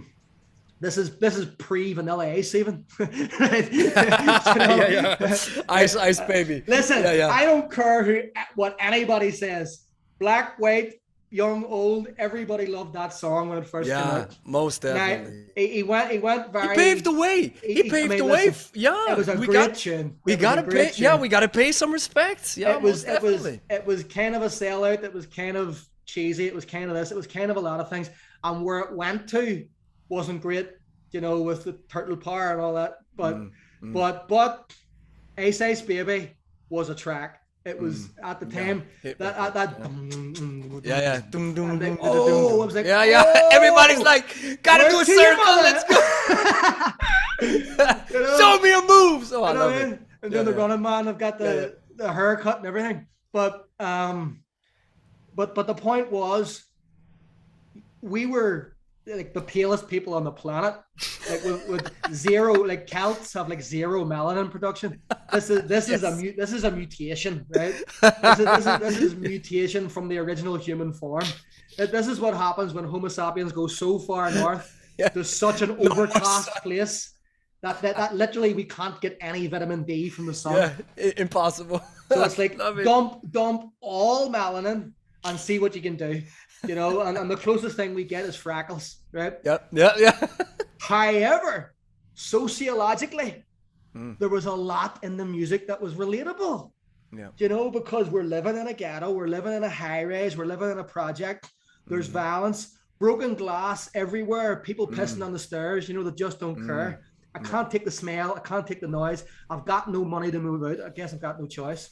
Junkie in the, or was it roaches in the back room? Junkies in the alley with a baseball bat, all that, right? So it's been a long time, right? Don't push me because I'm close to the edge. Yeah. I'm trying not to lose my edge, right? It's like a jungle. Sometimes it makes me wonder how I keep from going under. Like that was our Sugar Hill Gang, right? That was the very original. Very original. But like it spoke. And then when you hear like NWA and you hear Public Enemy and you hear, it spoke to where we were, or it spoke to what was going on almost. Now, not exactly the same. I'm not trying to say that, but we kind of were an ethnic or religious minority who was kind of segregated against, and in different ways in terms of employment, in terms of housing, in terms of opportunities and different things, and so that type of music kind of spoke to me. We've gone off on a hell of a tangent here, but most definitely. And just on a final note, and then we can jump to Denis, because we're 1 hour and 40 minutes in, and I got to do some work afterwards with some clients. But just what I think is where many people, or especially politicians nowadays, either avoid it, ignore it, or forget it, is common humanity. That's where it boils down to. And that's why I'm like, I do not care what you look like, where you're from, what your name is, what your background is. If we can set a level of respect and have a conversation, even if we disagree, and that's where on sometimes the videos that I do get sometimes that negative feedback, which I enjoy because it shows me, wow, there is even a problem that exists, right? But YouTube recently just took away the dislike button for, I don't know why they did it. And we know why they did it. Yeah, it's crazy. But what actually is you see that even we can, on a normal level, disagree with each other, say, okay, this is my standpoint, this is your viewpoint, we can talk about it. And if I don't see enough enlightenment in your point to convince me that the point that I'm having is maybe not wrong, but maybe I'm on a different side, then I'm like, hey, I do get your point, but I still hearken to my views, and that's totally fine. Yep. I mean, common humanity. To draw a segue back and circle right back and use that as a tangent to come right back in, that applies directly to the kettlebell world. When we look at the historic argument between hardstyle and GS, let's say it's a debate. The only way we ended up getting out of that was by everybody acknowledging that everybody had a point and that everything had value within context. Before that, it was just noise about, oh, well, you know, your thing's only good for, oh yeah, it's functional if the only thing you're doing is kettlebell sport. Or, oh, let me breathe like I'm letting air out of a tire, and you know what I mean? And, oh, you can't do anything, and you know, you can't last longer than a minute, and you know, let's see you snatch something for more than 10 reps, you know, and it just gets petty. And it's like human beings have a great capacity to go one way or the other, right? We have the capacity to go in the direction of shared knowledge and extreme learning. And as soon as even as a society, like during the Renaissance period, where we see humanity go in that direction, huge benefit for all of society is quick in tow, right? So it's like there needs to be disagreement in order to push progress. There needs to be debate in order to find truth. There needs to be analysis in order to create context and find truth. From all sides. From all sides. I called Kat's Kettlebell Dojo. She coined it communal learning. Yep. Guess what happens when the opposite of that, when you start restricting what people are allowed to read, when you start restricting what people are allowed to learn, when you start actively taking away through fear, right? What you get is the Dark Ages, which kind of followed the Renaissance, where technology went backwards for hundreds of years, or things like Nazi Germany, which wasn't that far removed. You know, you're not allowed to read these books. Why? Because they might give us a different perspective on the fact that this is insane. You know, and so the lessons of history are there if we want to, you know, look at them and learn from them. And that's why I think segueing into this idea with Denis, that's why, you know, coming from a hybrid, as I call you, taking on this idea and the challenge to work with Denis this thing out. We're like, okay, listen, not the full jerk, right? No. it's a long cycle strict press, right? So clean and strict press, right? And I read your description about it, and because I read through it, I was like, where is he talking about? And there was like, okay, you were ahead up to the 7-minute pace. Right? And then he took over. So share a little bit about this story. Well, first of all, right, it's like I can point to many reasons as to why this happened, but really there's one reason why this happened. My opponent was Denis Vasilev. You know, he is quite simply, it's beyond equivocation, it's beyond debate. He is the greatest pound for pound kettlebell long cycler of all time.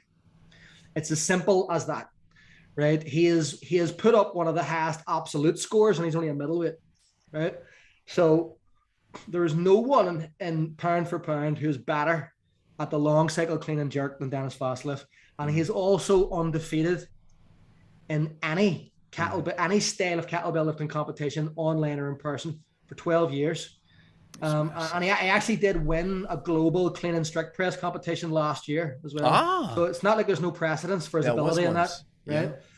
And he did that on a whim as well, right? He was training for this for quite a while. So if that's what he could do on a whim, I knew what I was going to be up against. It was going to be something, right?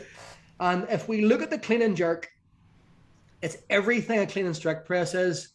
And it's not even apart from the press, apart from half of the press, right? Because on the jerk, the triceps do finish the movement. They're pushing the bells up and you down.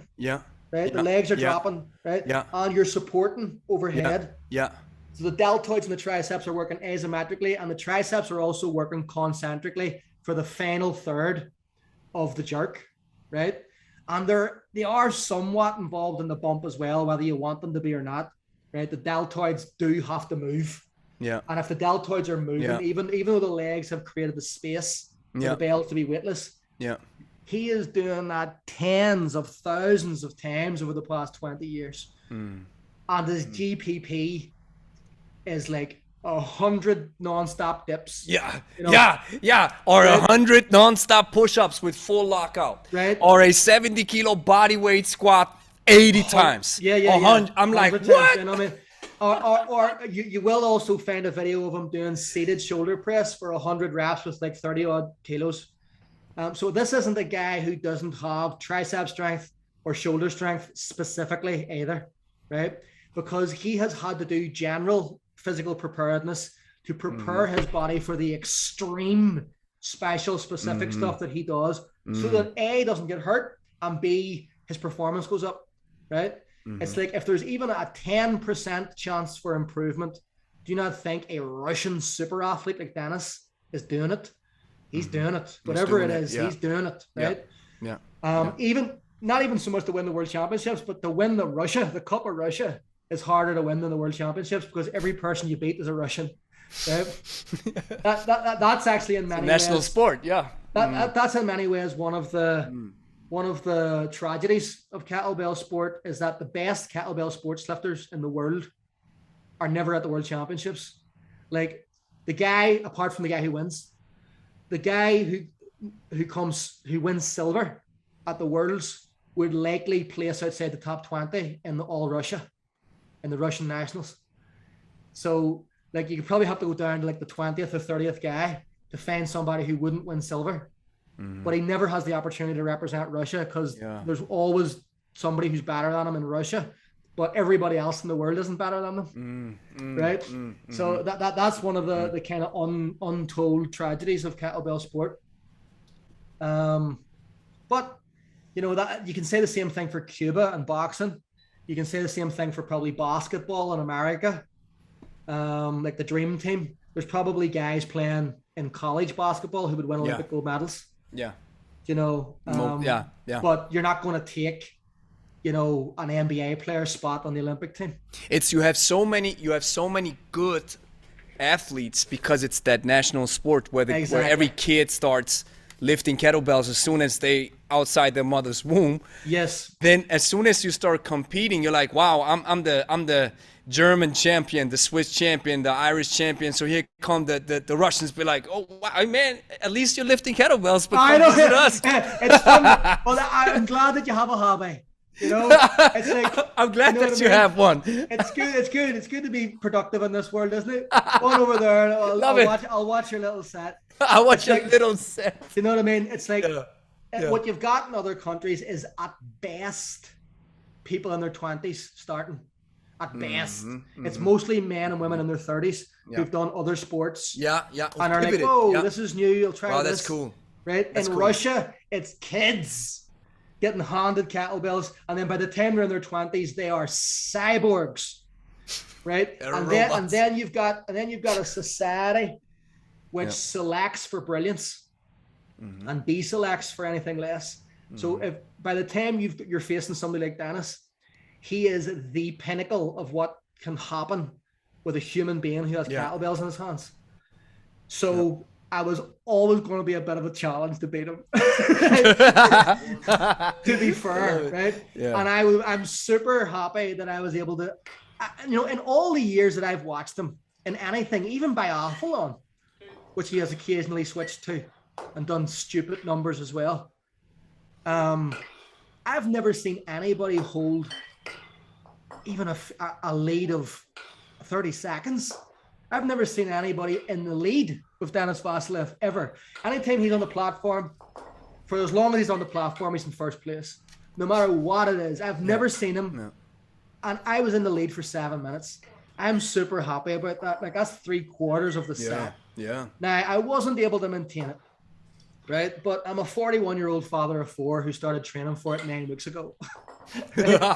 Yeah, that's an achievement, man. You know, I mean, 9 weeks ago, 9 weeks ago, right? I was 30 pounds heavier. I had a big belly, not big, but big for me. I had a 47.5-inch chest, 17.5-inch upper arms, right? I was really stupidly strong in the single arm press, but I had 0 double bell rack position because my chest was huge and my waist was huge. So I'm like this, right? 9 weeks later, I'm standing in front of a goat, right? Most, right? And I was in the lead. I'm 30 pounds later. I hadn't done cardio in years. I almost doubled my VO2 max, right?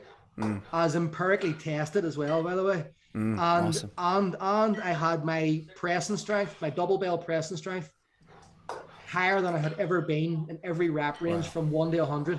So I can't look at this as a loss, right? Yeah. I led the great Denis Vasilev for 7 minutes, and then I faded. I did start to fade, right? Predominantly what it was something that Denis actually teaches against, and I've seen a video where he taught against it. But it was a compromise that I had to make. I'll explain.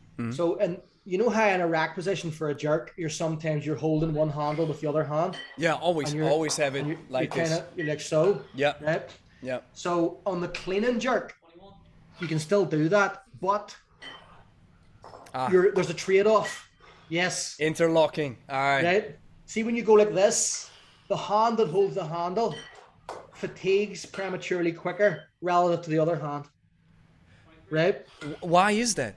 Because you're gripping the handle. Even if you're not super gripping it, it's like there's also a greater stretch on the palm, and there's less blood flow to that hand.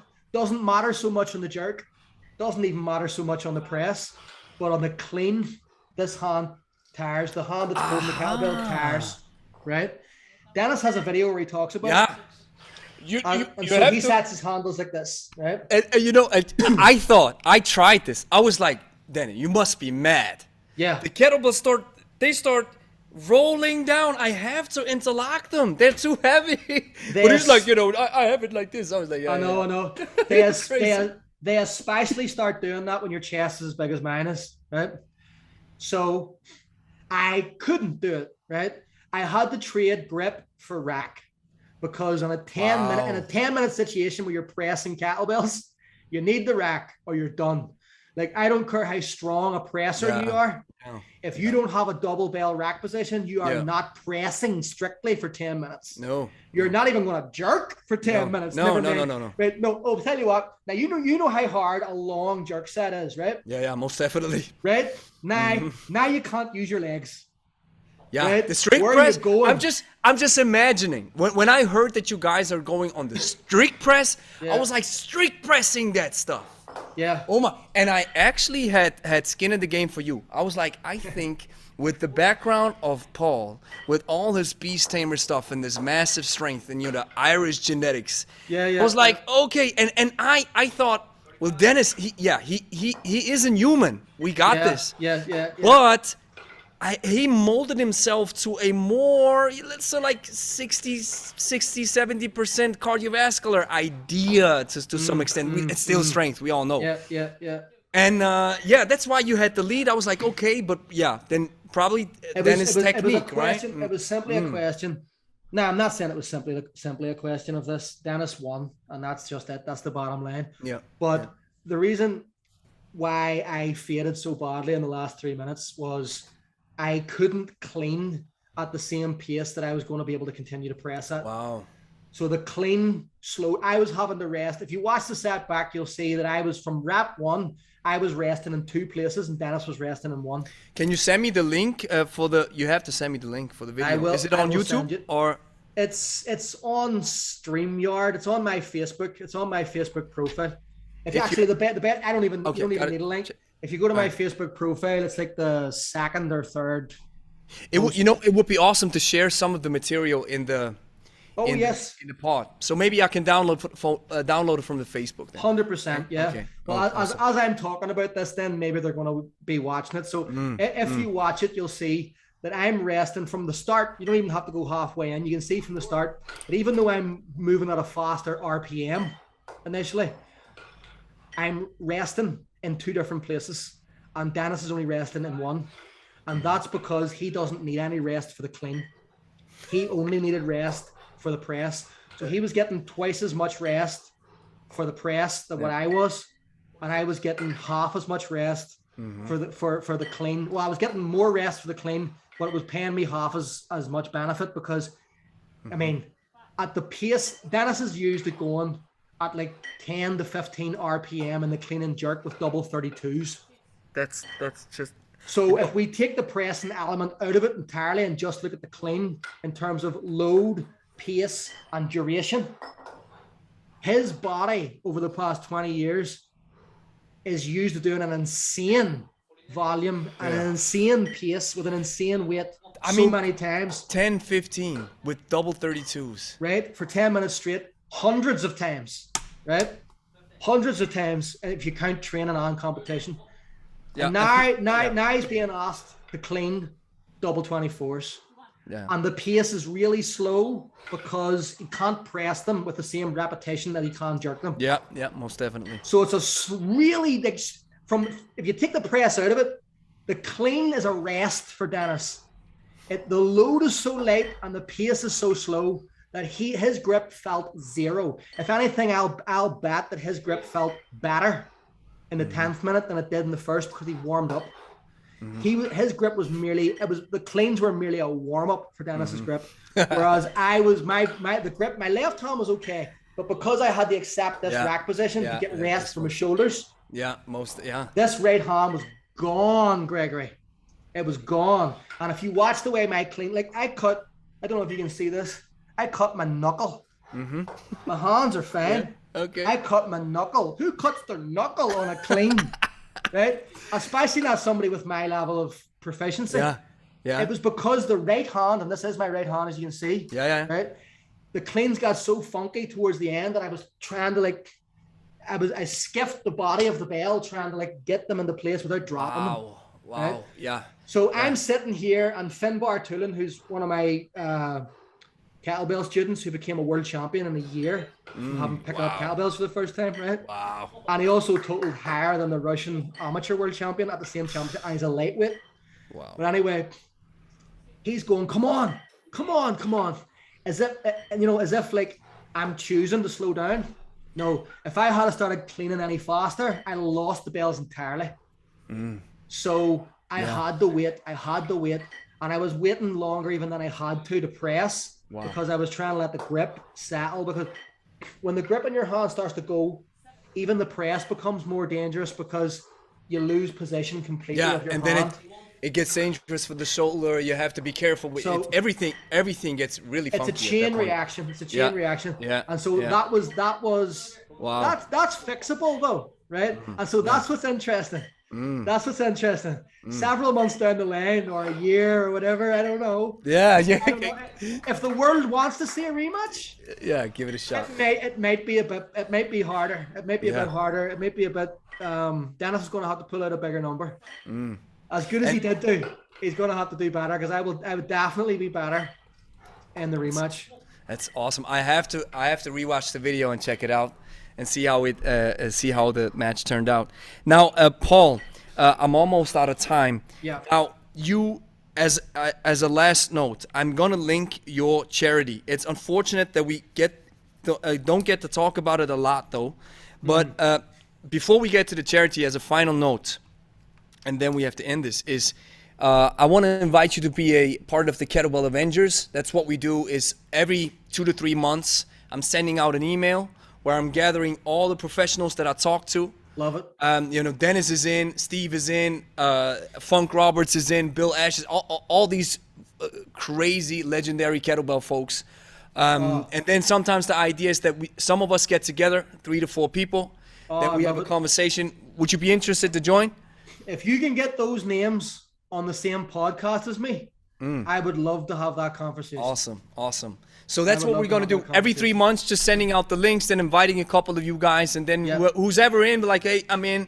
And then we have a conversation. That's awesome. And what I want to do now is, Shirley, let's talk about your charity for a moment, because I'm going to link it in the description, right? Yeah. And you just share why is that charity and what's the background? So the reason why we even did this, it wasn't like just purely to see who's the best between me and Denis. It was to raise money for cancer research. Okay. And that'll be the link that you'll have.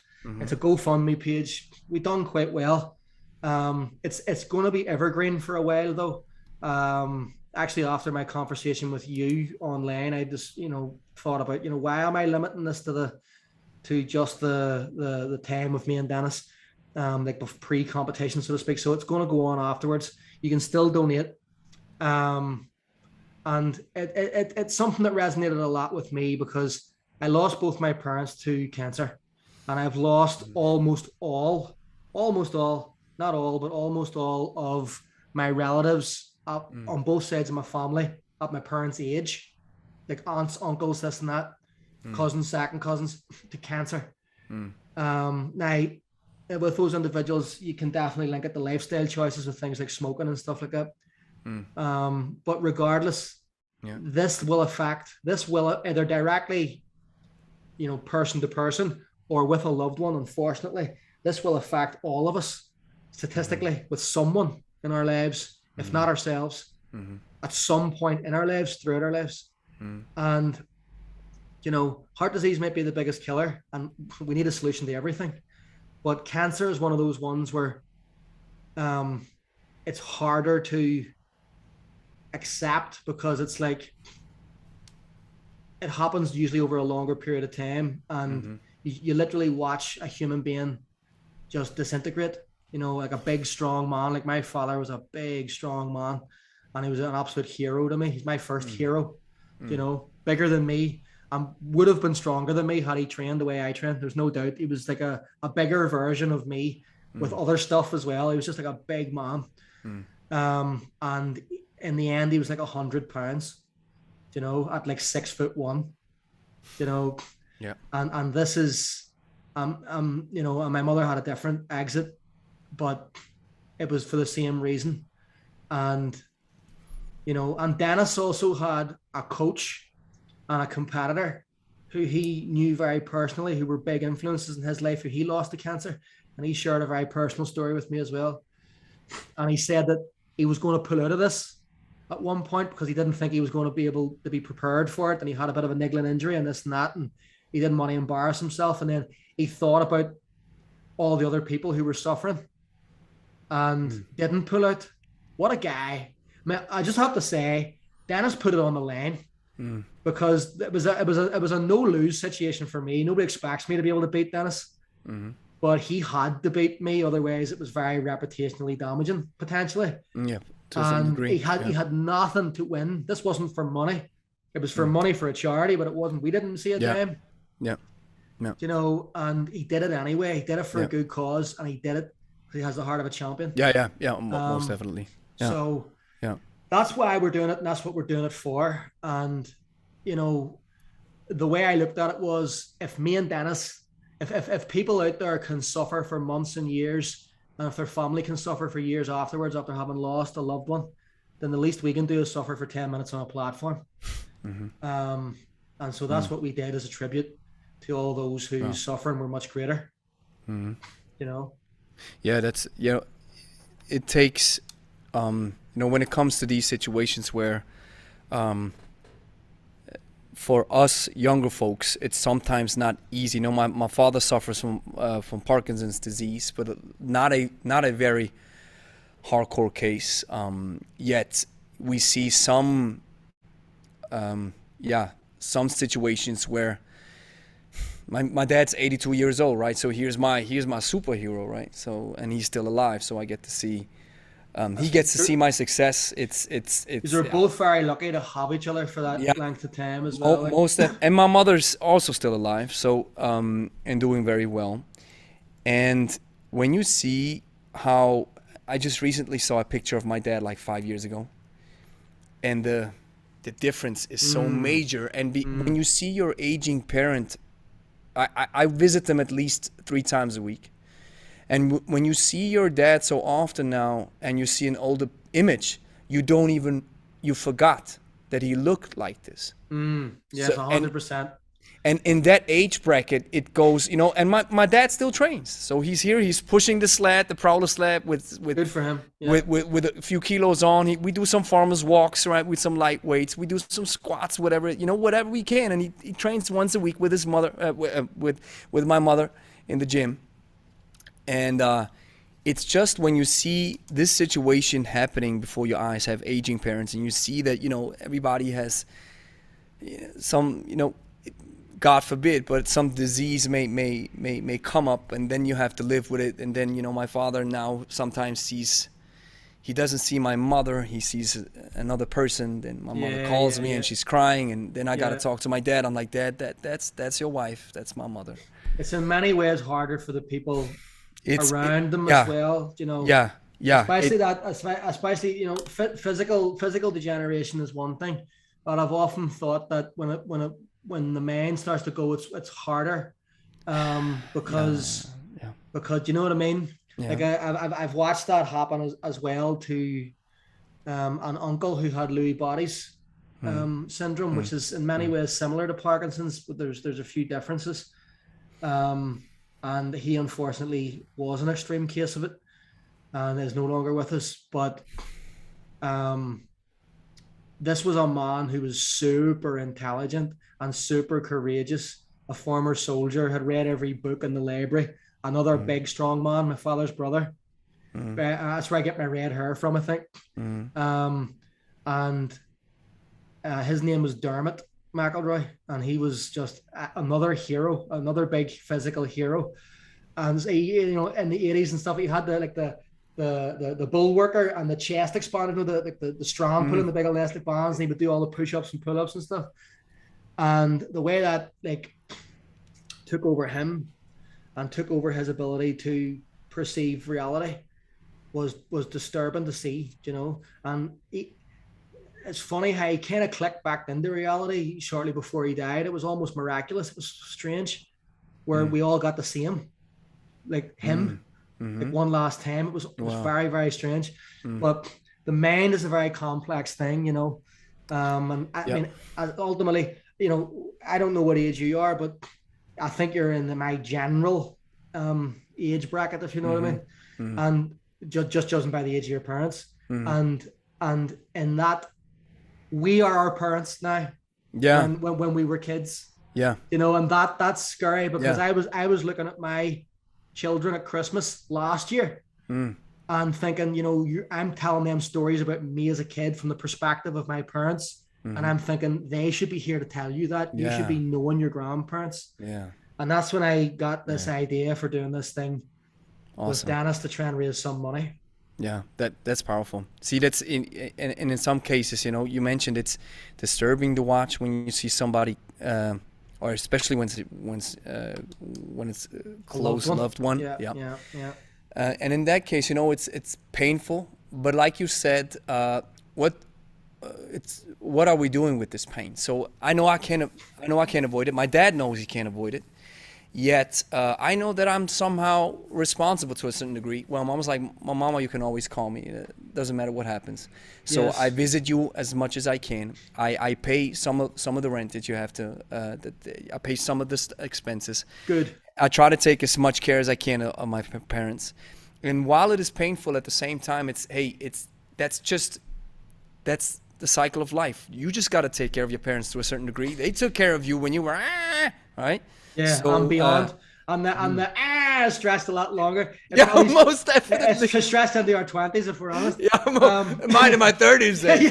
Stop it, man. Oh no. You know, like in 2015 was when my mother got sick. I'm not going to go on too long about this. I know we're running out of time, but that was a tough year because I became a father for the second time.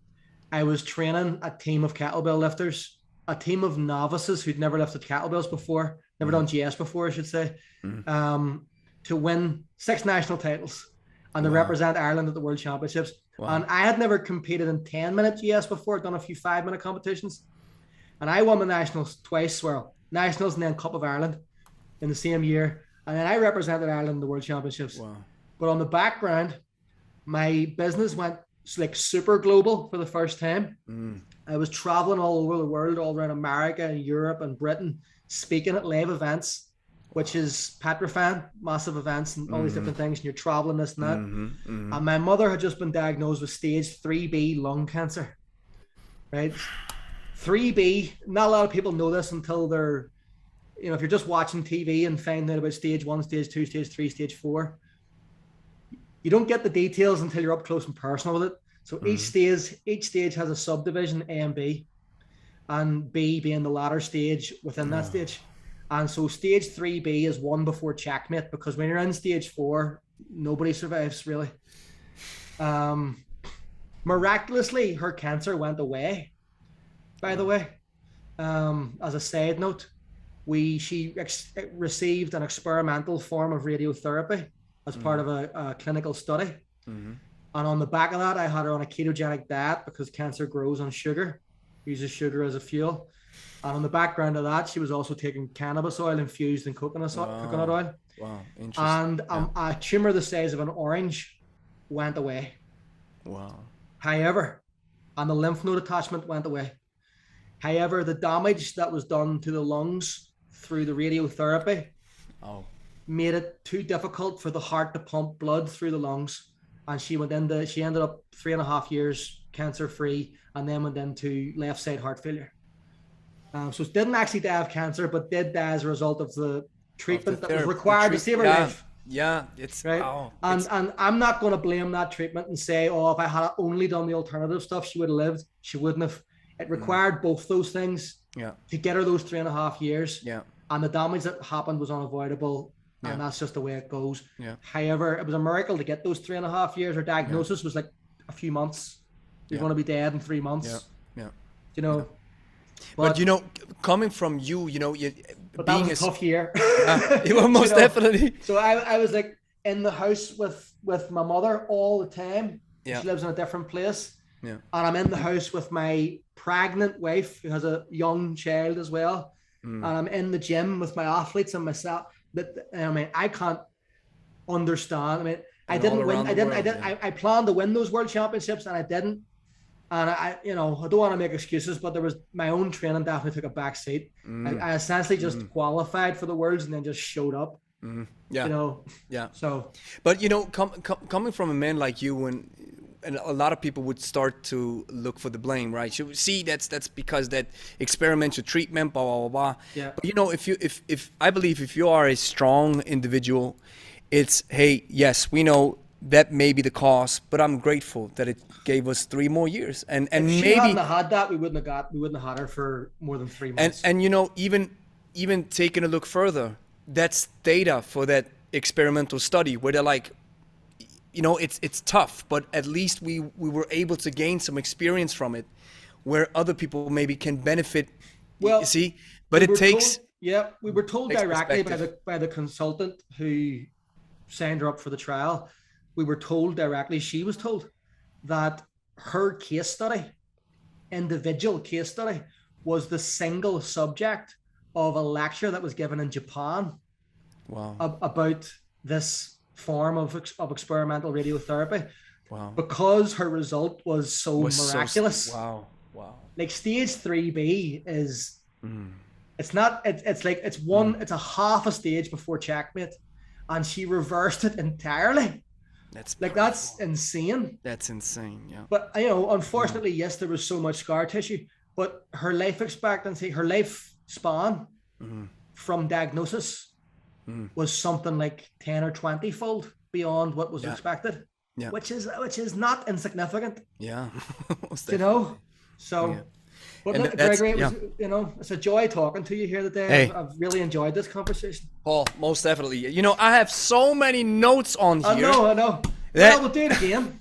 Yeah, I wanted to say this. This always follows in 99% of the cases. I have so many notes. We got to talk about your business. We got to talk about the transformation, weight loss, and because we're kind of like a little bit in the same boat here. But we got to talk about that the next time. Yep. So I highly appreciate you coming on, Paul. Thank you.